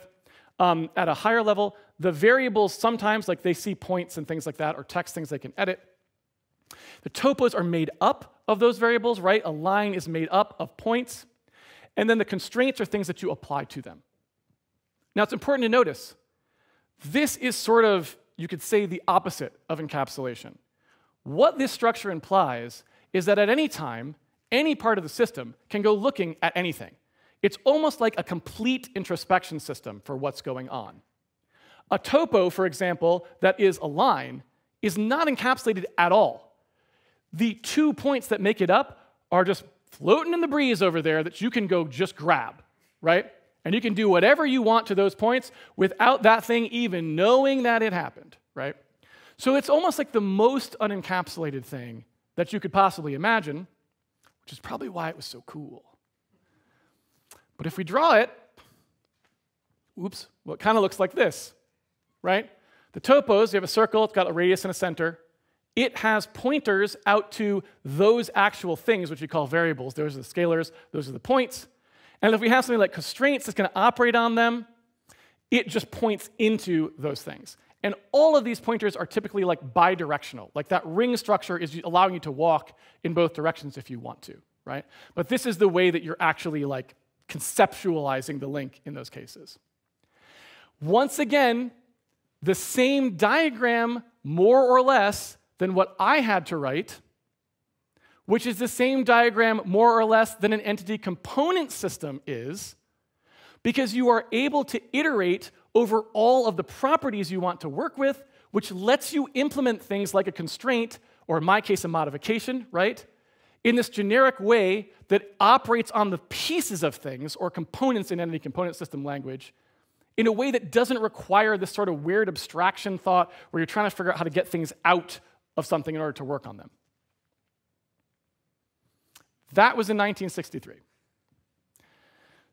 So to a first approximation, Ivan Sutherland was at the same level of closeness to an anti-component system in 1963 as I was in 1997.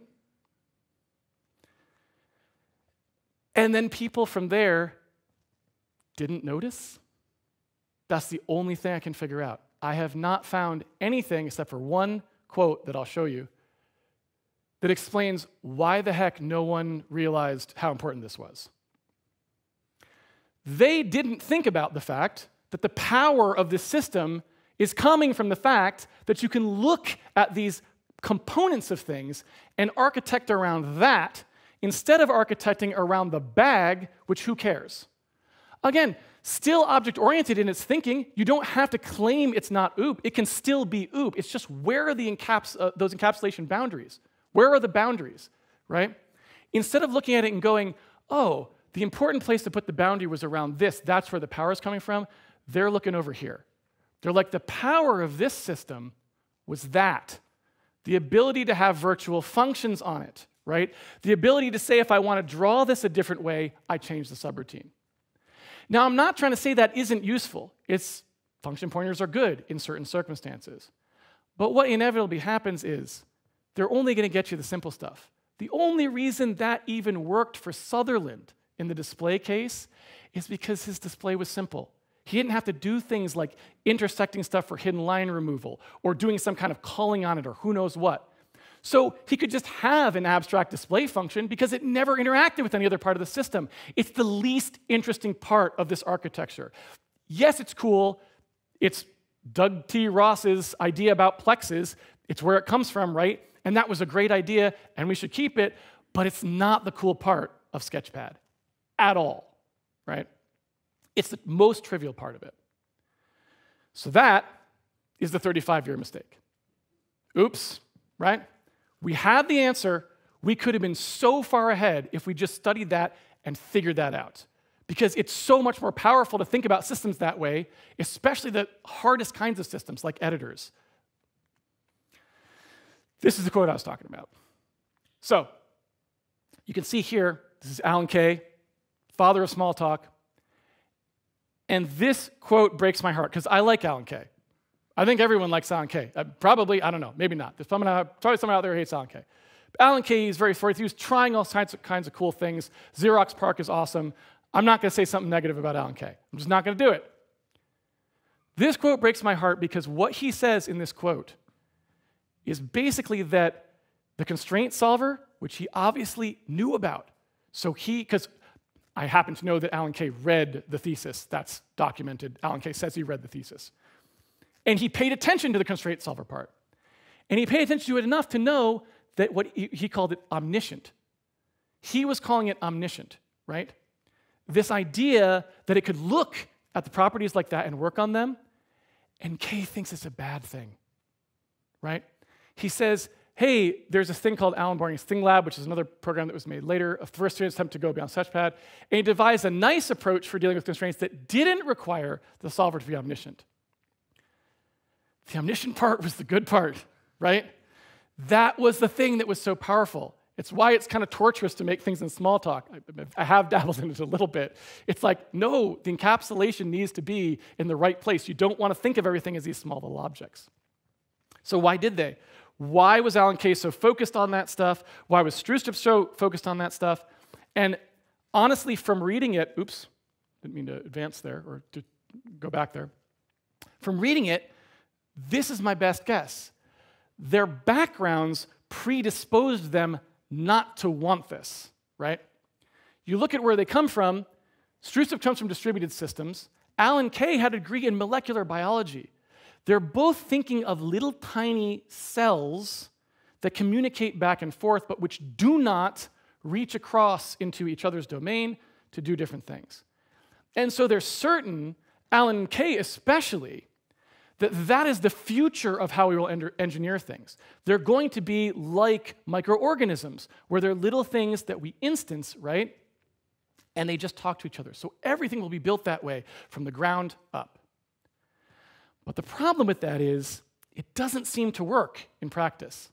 It's a great idea when thinking about systems that are actually separated in that way, like actual computers talking over a network. It makes perfect sense because they do look like microorganisms. And most of Alan Kay's ideas actually map very well to things like the internet writ large, where you really do have to just pass messages back and forth. So again, not going to say something negative about Alan Kay. The ideas are good, and they do have very good applications. It's smart. It really is. But when you're talking about code that's working inside one computer in the same core memory that's meant to work together, it's too limiting. It's way too limiting. It's not the right model, and it forces us to do way too much work to accomplish the same thing. So, just to underscore, reading this history actually gave me a nice perspective on these things. And I think there's reasons why C++ was adopted, even after all the stuff I just said about how the compile time hierarchy stuff wasn't very good. One of the things that I didn't really appreciate was it kind of sounds to me like Shrustrup was really important in getting type checking for us.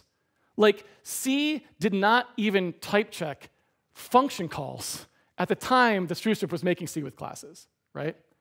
And he recognized, because of his background in Simula, he's like, this is ridiculous. I think he gave an example like, if I do square root, like sqrt in C, parentheses 2, that doesn't work right now because it passes the integer 2, and it doesn't check that square root's taken a double or something, right? Or whatever it was taking in that particular version of the library he was using. He's like, that cannot be something that we have to catch at runtime, especially not in those days when debuggers are worse and everything is worse, right? Iteration time is slower. So you get this situation where you're like, I kind of see why these things took off.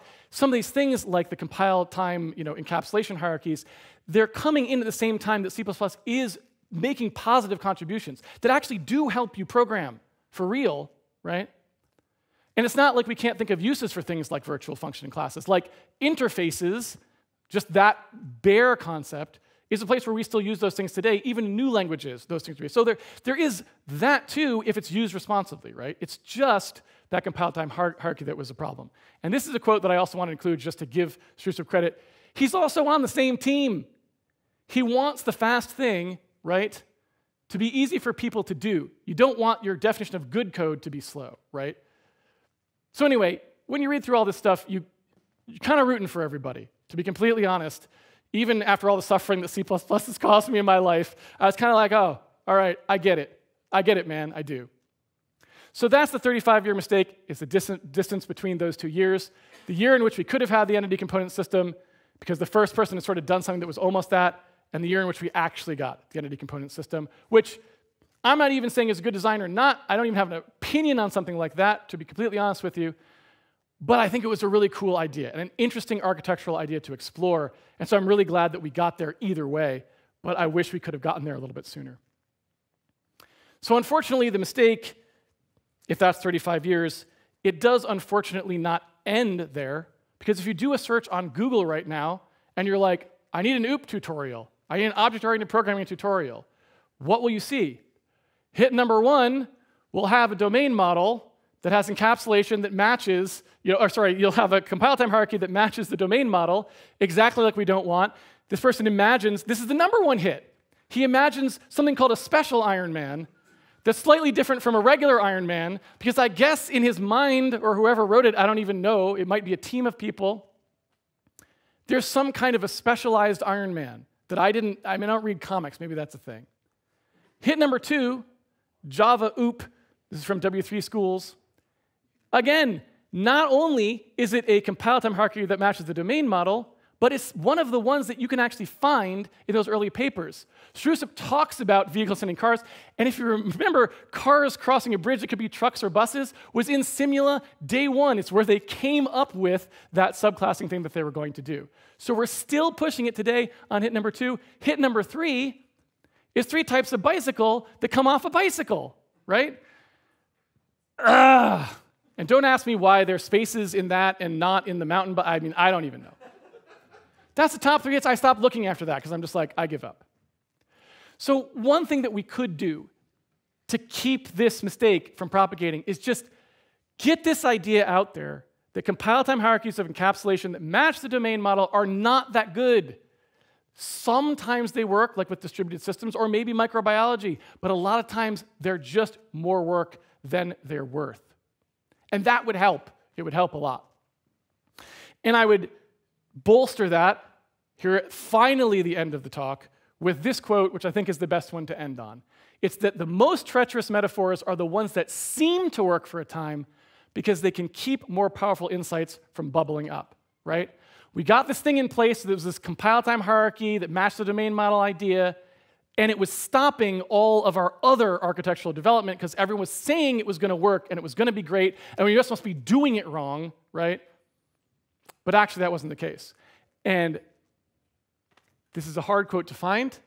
If you search for it, I'm not sure if you will find it, but if you read through, you will find it. It comes from Alan Kay. He's the one who said it, right? That's him sitting at his, I think that must be one of the original Palo Alto computers, right? The Alto, I think is what that one is, from Xerox PARC. So that's the actual end of my talk. Thanks, everyone, for listening. I'm surprised I was able to remember all of that stuff for this. You've been a wonderful audience. And I guess now Ryan Fleury will be coming up on stage to interview me and take questions from the audience. Is this correct? Sam? What? Sam, is that true? Say it again. The organizer, ladies and gentlemen. Please welcome to the stage Ryan Fleury, everyone.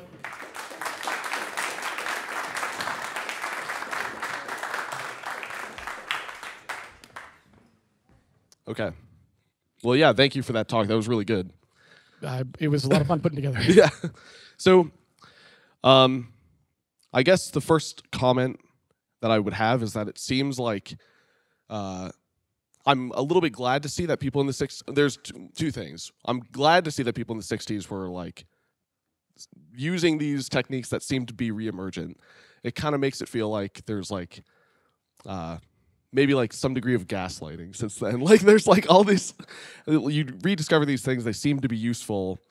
And then for some reason, like we haven't actually, that information has been lost, I guess. Do you find, I mean, I assume you find the same thing to be true. Yeah, I mean, I guess the problem, so I don't even know if it's like gaslighting in that sense, right? Because it's like, I don't necessarily know, I didn't find a lot of evidence that people were like intentionally, obviously. Like it wasn't like somebody was like, I would rather promote my thing than this thing in Sketchpad that I noticed. That quote from Alan Kay is kind of instructive in this case. He honestly believed that having the thing be omniscient was bad. He's saying that this is bad, right? And you see the same thing from Strustrip saying that this, switch, this basic switch on a type is bad.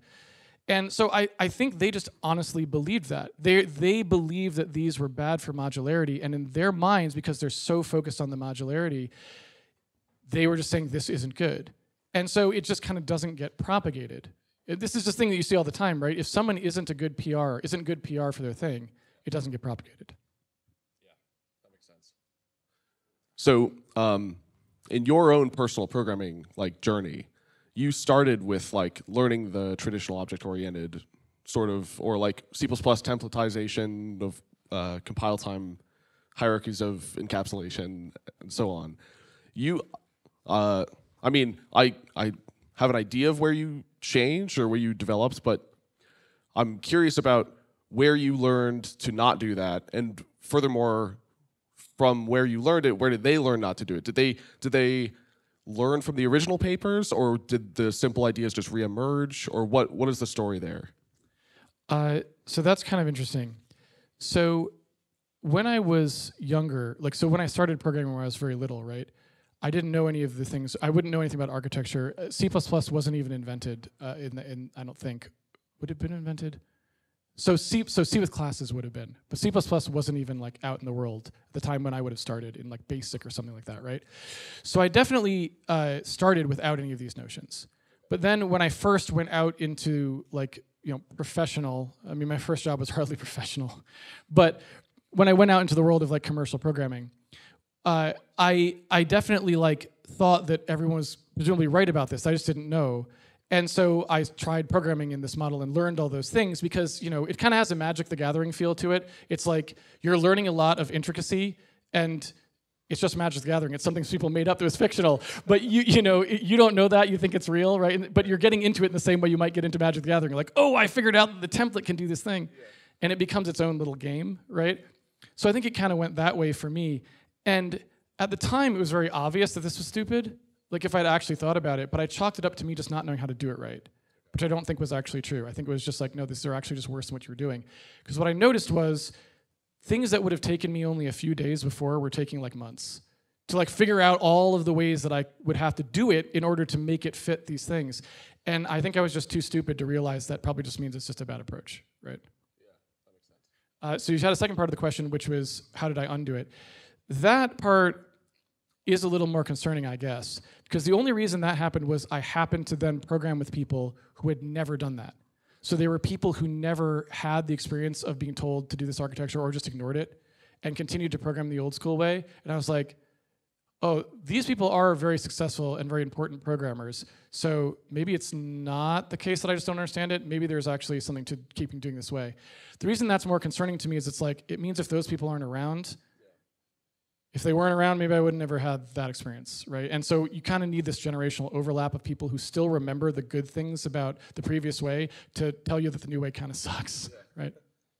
And do you know, like, when you worked with those other programmers, were they informed by this older generation, like the 1960s papers of how they were doing these things? Did they just take those lessons, or No, I think it's just a case of like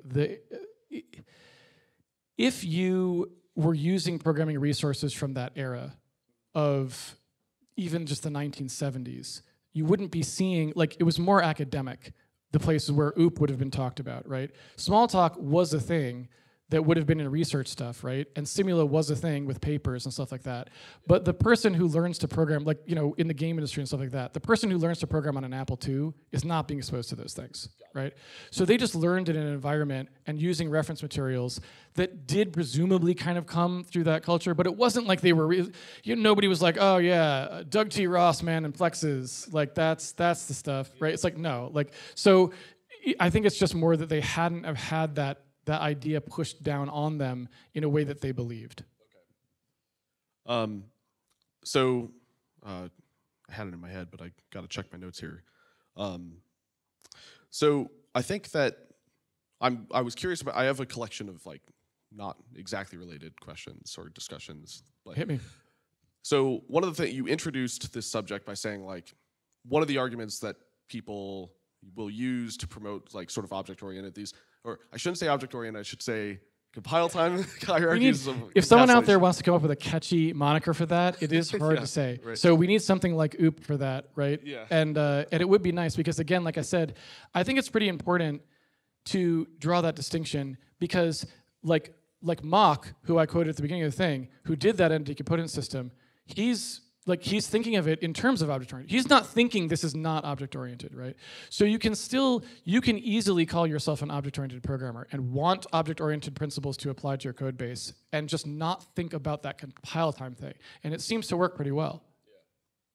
Yeah, it kind of seemed like the object-oriented part of drawing boundaries, it might be descriptive of a system, but it's not prescribing like where to put those boundaries exactly. Yes, exactly. And also, furthermore, it's something I think we could all agree about, right? I don't know that a hardcore object-oriented person, like certainly not Alan Kay probably, would never agree that making like an API boundary around something was that object-oriented if the thing was fairly large, although he might. But we can all agree that that's a thing we want to do. Like, I don't consider myself an object-oriented programmer, but I consider that to be a good thing to do, and I think that's certainly a point of commonality. And I think most object-oriented programmers would call that an object-oriented thing to do, even though it really predates that. You could just think of object-oriented programming, one of the principles is sort of crystallizing that idea into one of their core concepts, and I think that's a good core tenet to have, right? To do that at the appropriate size, that's where I tend to part ways. It's like what that size is. Yeah. So, on the large team subject, you were digging through all of these historical papers and records and everything. Did you actually find any research about what people actually do for large teams?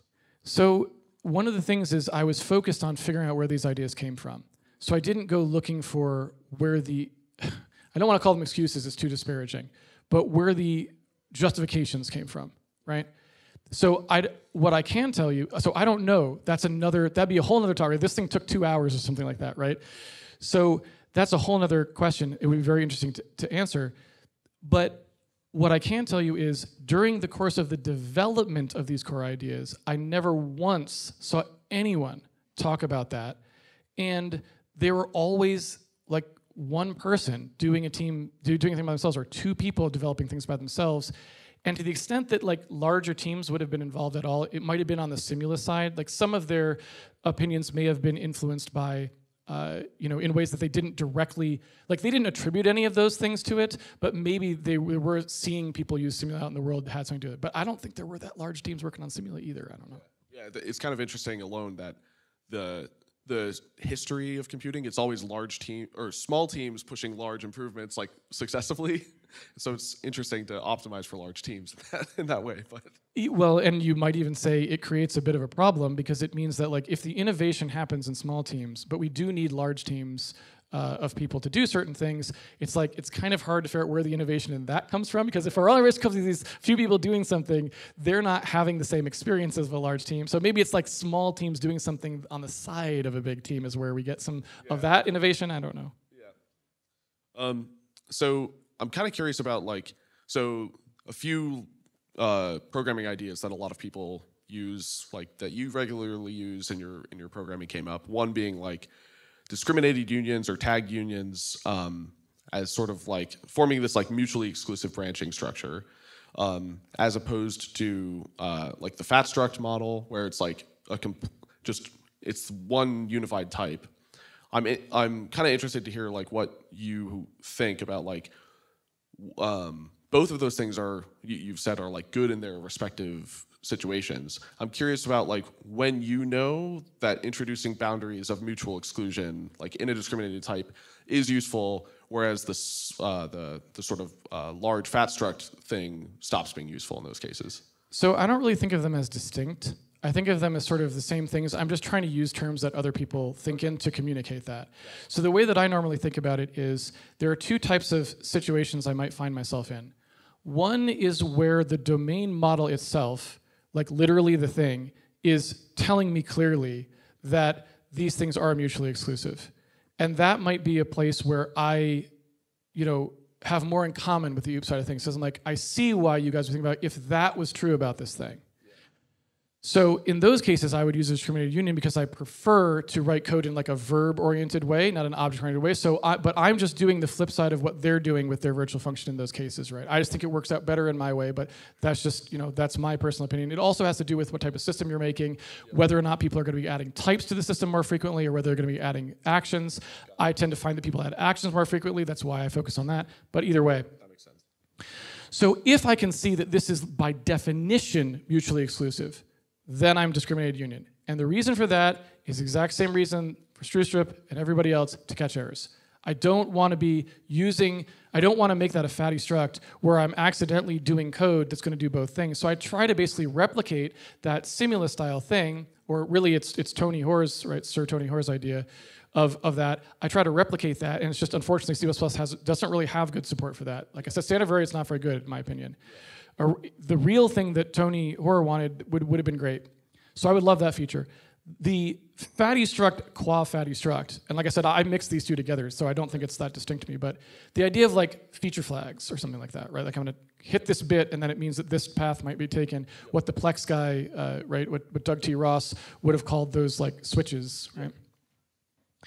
That to me is for mix-in, as they call it, right? When I know I'm combining lots of things together, right? Like a tasty stew that's going to be delicious and it's going to taste fabulous when you use these entities, right? That's when I reach for that. And I think those are they're very simple. You can teach them to someone in an afternoon and they can apply them pretty directly right away. And that's one of the reasons why I think they're so much better than things like the compile time hierarchies, where I've seen programmers tie themselves in knots and spend months trying to do something that literally that approach would take them 30 minutes, right? So.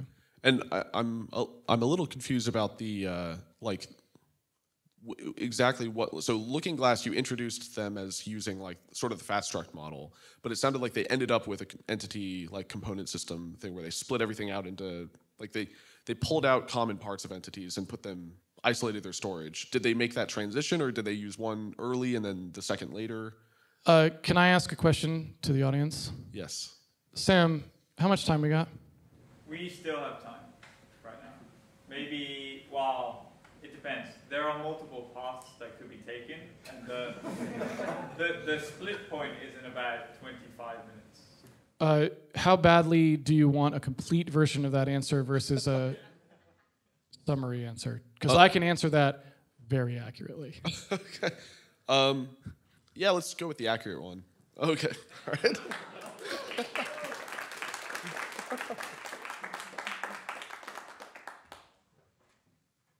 Deleted scenes to keep this talk somewhat under 2 hours, which hopefully we did, and now won't do.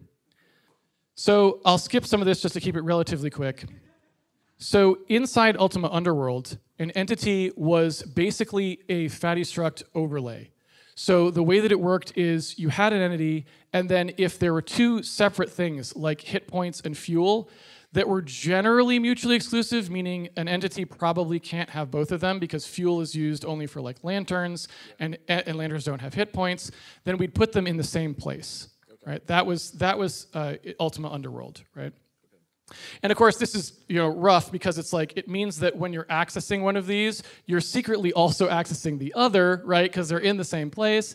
And so you could have an error where you were doing something where like you're checking the fuel or you're checking the hit points. In this case, like you're checking the hit points, but you're secretly checking the fuel. Yep. And then you delete the entity, because that's what it was thinking, right?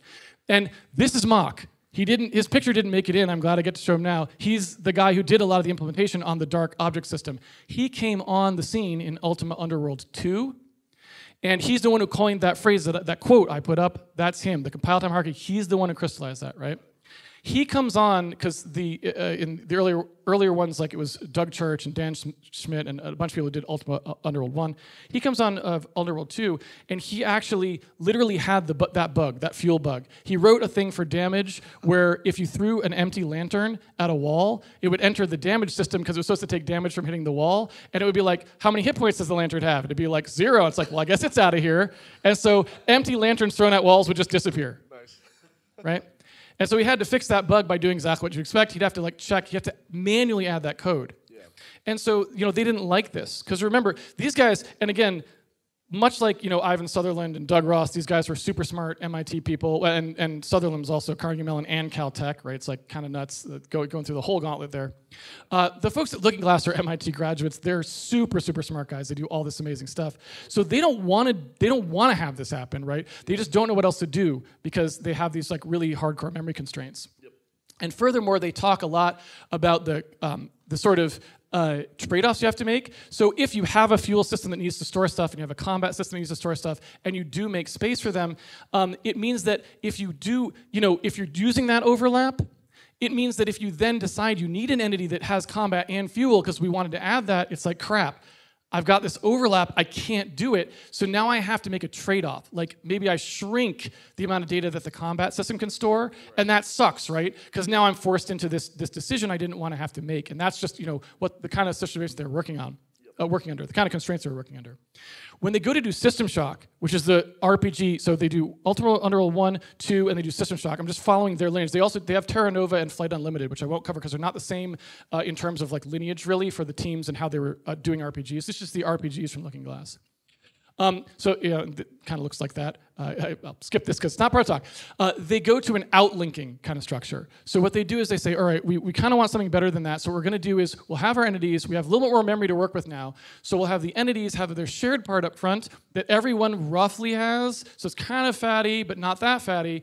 And then everybody gets one pointer out to something. Right?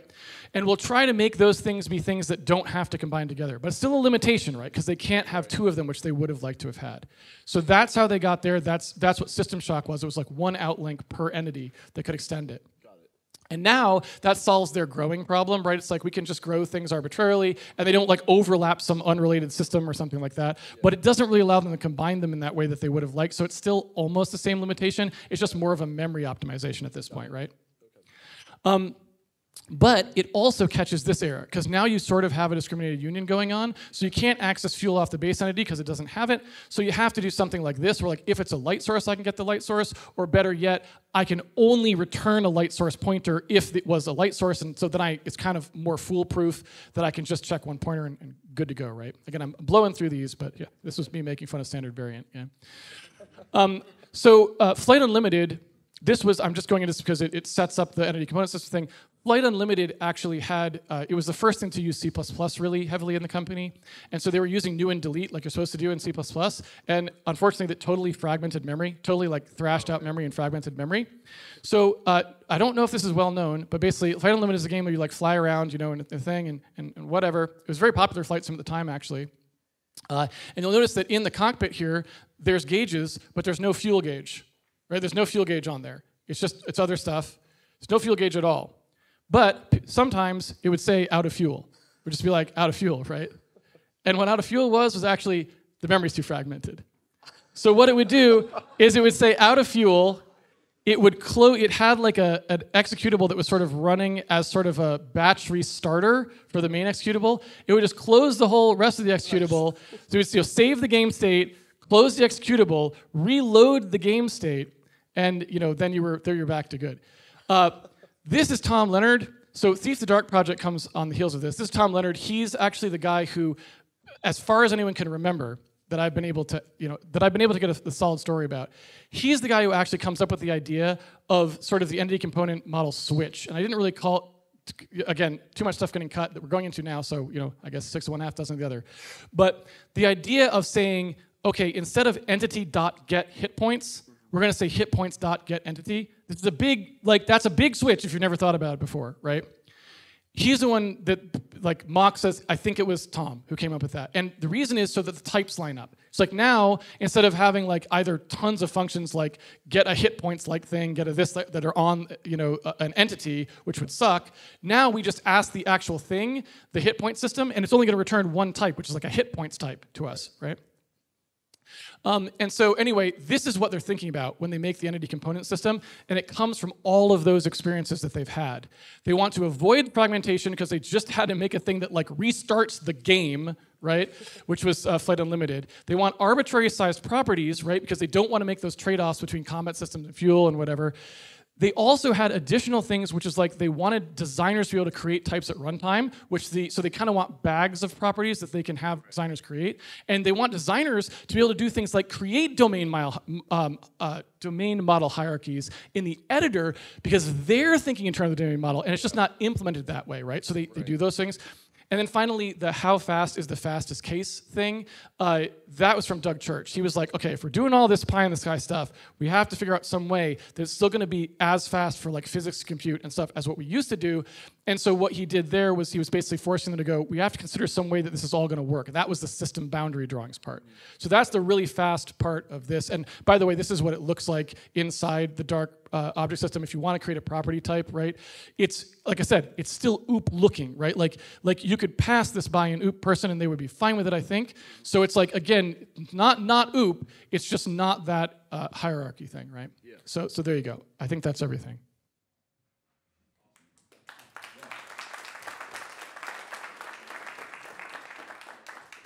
All right. Let's see what else I've got.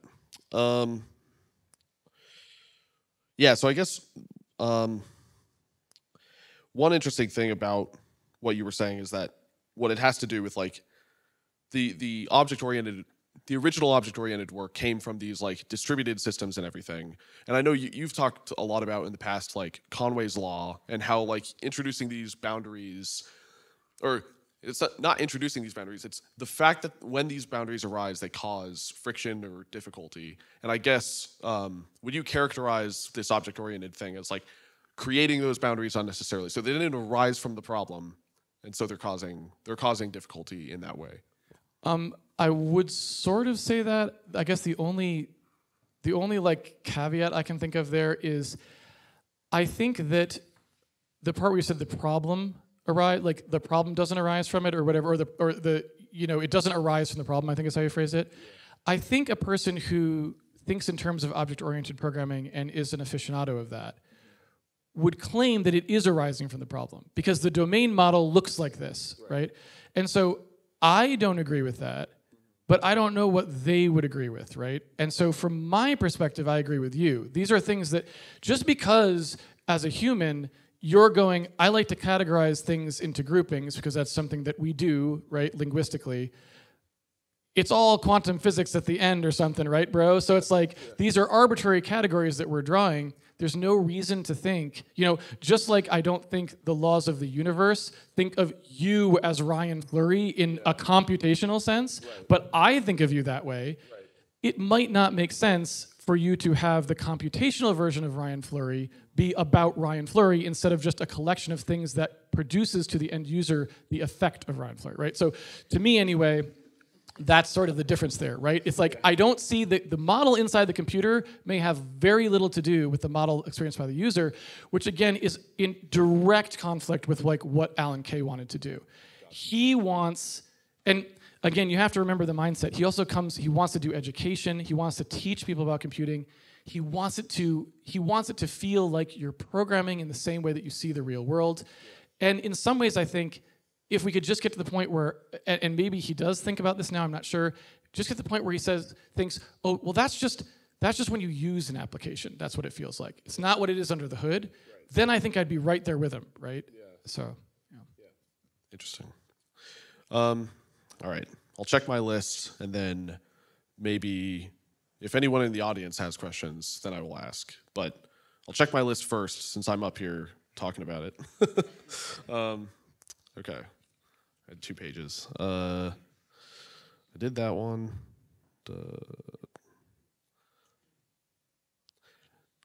Oh yeah, I guess another thing. So I guess some of these are like not exactly questions, but they're like, I formed a mental model given your talk, and I want to run it by you and see if it makes sense. So another thing that I guess is implied by introducing these boundaries between parts of your program when you could have not done that in the architecture, but you did for one reason or another. The interesting thing is that you were talking about is it Sketchpad? Yeah, Sketchpad. You have some layer which is like quote unquote omniscient, like it knows it has full context of what's actually happening.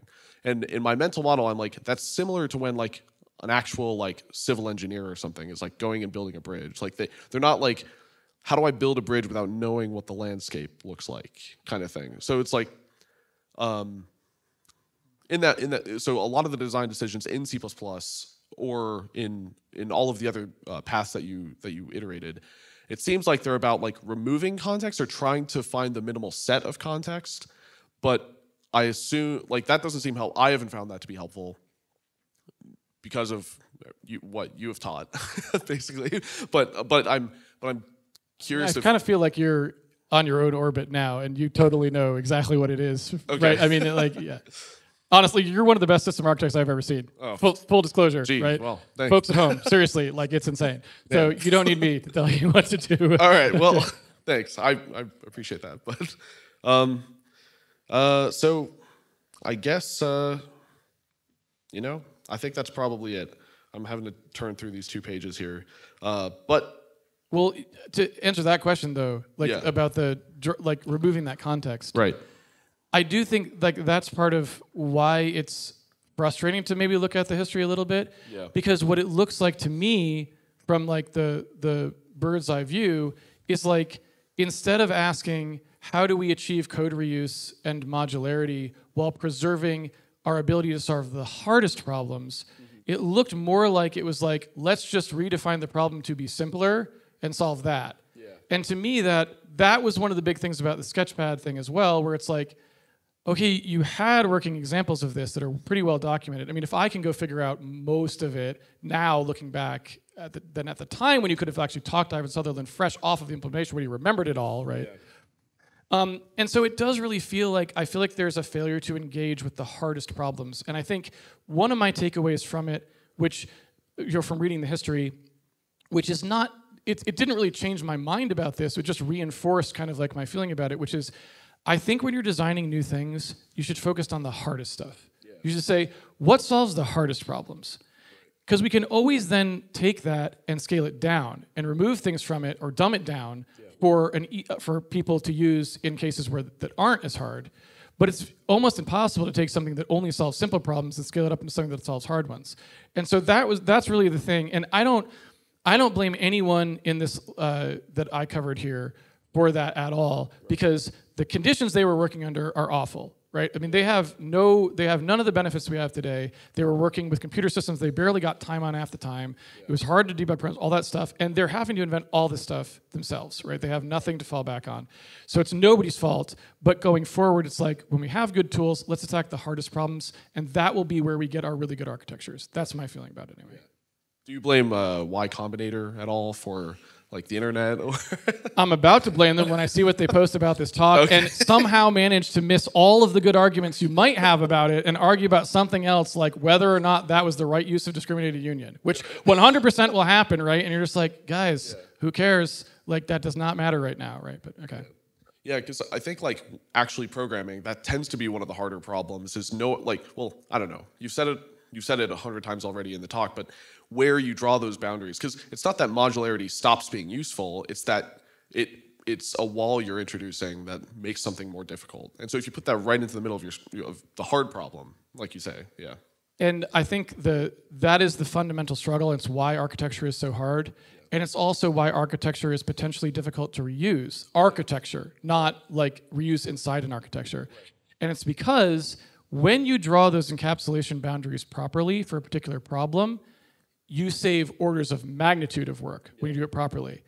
And where you draw them could very well be different for different types of things you're trying to solve. And that makes it hard to say, okay, here's an architecture that just works across things. Or one of the reasons the compile time hierarchy thing I think is a bad idea is not just because I don't think it's very useful in general, but it's also because it's Procrustean. It's like this one-size-fits-all approach that I don't think really even fits that many problems, but it certainly doesn't fit all problems, right? And so teaching architecture, I think it would be better to focus on more flexible thinking and thinking about drawing the encapsulation boundaries with intent, not with a fixed model in mind. Right. And if that intent leads you to a very unusual placement of the boundaries, as long as you can prove that it's actually getting you that leverage and not introducing cuts in places where it makes programming difficult, then you should do that. You should follow that sort of weird structure, because that is probably right.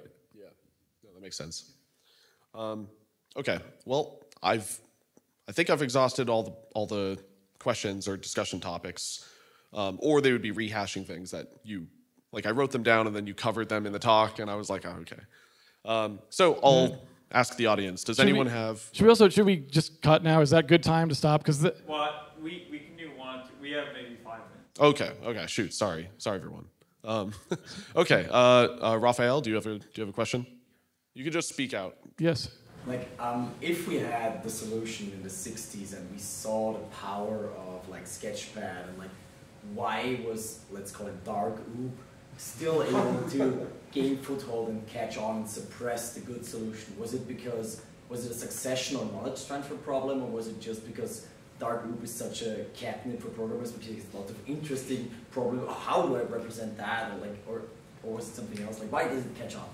I mean, it's very speculative to try and guess something like that, obviously. I think you touched on some of the answer there, which is that, like, I do think people want to divide things into hierarchical categories kind of naturally. I mean, we did that with the natural world when we were trying to do biological classifications, long before we had really any basis to do so, like before we knew about, DNA or anything like that, or how, those things might have happened. So I think it's a natural thing for people to want to do to make those classifications. So there's some of that. And thinking that there's this easy sort of model that just goes from what you see. It's like WYSIWYG architecture. Like, what I see in the real world is just what the code looks like, and we're done, right? So I do think there's a little bit of that, but I think the real story is just that history is very messy, and in order for something to gain traction, somebody has to like champion it. Someone has to do the work of implementing it into a system and doing a good job of that, right? One of the reasons we got the sort of compile time hierarchy thing is because that's what Strustrup kind of took away from Simula. It's what he implemented first into a language that became very popular. And he wasn't trying to do anything nefarious, right? He wasn't trying to do anything dark. He's just like, I like this type checking thing. I used Simula, it was kind of cool. He did the work, right? I mean, you could say that about things that we see happening today as well. It's like, in order for something like, Rust or something to gain popularity, somebody has to build Rust first. Somebody has an idea of what it's going to be. Is that idea good or bad? Who knows? But in order for it to even get judged in the marketplace, someone has to do that. And the bottom line is, nobody who looked at Sketchpad was thinking in terms of architecture other than what I said, which is like virtual dispatch, basically. And I didn't go into the talk, but Alan Kay was predisposed also to think about that virtual dispatch as being very important, because the other references that I didn't mention, but they were in that quote, I said we're not going to cover them. They're like the Burroughs 5000 series computers, and there's this Air Force, this guy who wrote a file system thing where you put the way that you use the files in the file system were subroutines that were stored in front of the files in the file system, so it's kind of like a virtual dispatch thing.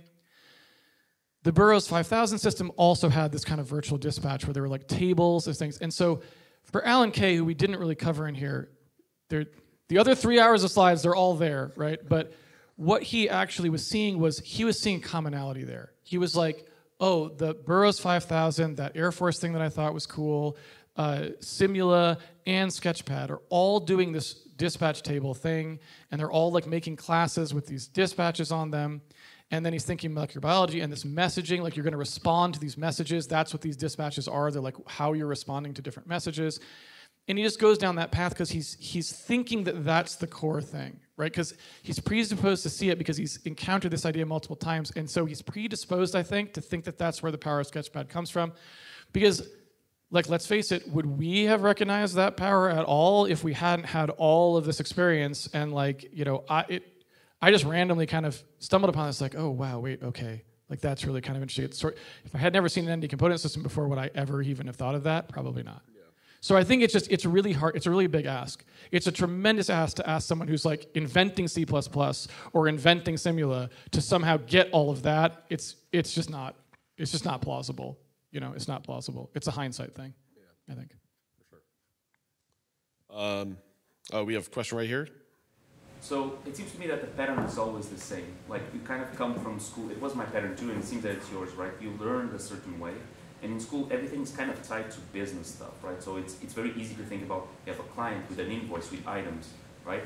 And usually it doesn't go that deep into very high hierarchies, but we kind of just learn that pattern, and then we just start using it. And you have a hammer that is a melee weapon, that is a weapon, and whatever, right? And then we have to have the luck of finding somebody on our path that kind of snaps us out of this and shows us a different path. But also, these people are kind of disappearing from the industry. So my question is how do we fix this problem? How can we improve this? Because it kind of feels like you're trying to get smokers from stop smoking long after they're smoking, you know what I mean? So Well, I guess I would say you're at the right conference. That's a right? I don't know. You start doing stuff like this, and you try to go through the history and show how it happened and stuff like that. And that's it. That's the best you can do is put these ideas out there, suffer the Hacker News thread that you will then have to endure, right, or whatever else has to happen. And then you hope that maybe some of those ideas get picked up and people think about it more critically. I think we're out of time, correct? Yeah. There is coffee. We're going on break now. We'll be back at 20 past for Dennis. All right. Awesome. Well, I will be in the audience anxiously watching this talk. This is from Teardown, right? I think so. Yep. Okay. I'm excited to see this one. I'm really looking forward to it, Dennis. All right. All right. So Thank we'll you so be back much, here at Casey. 20. Thank you, Ryan. Yep.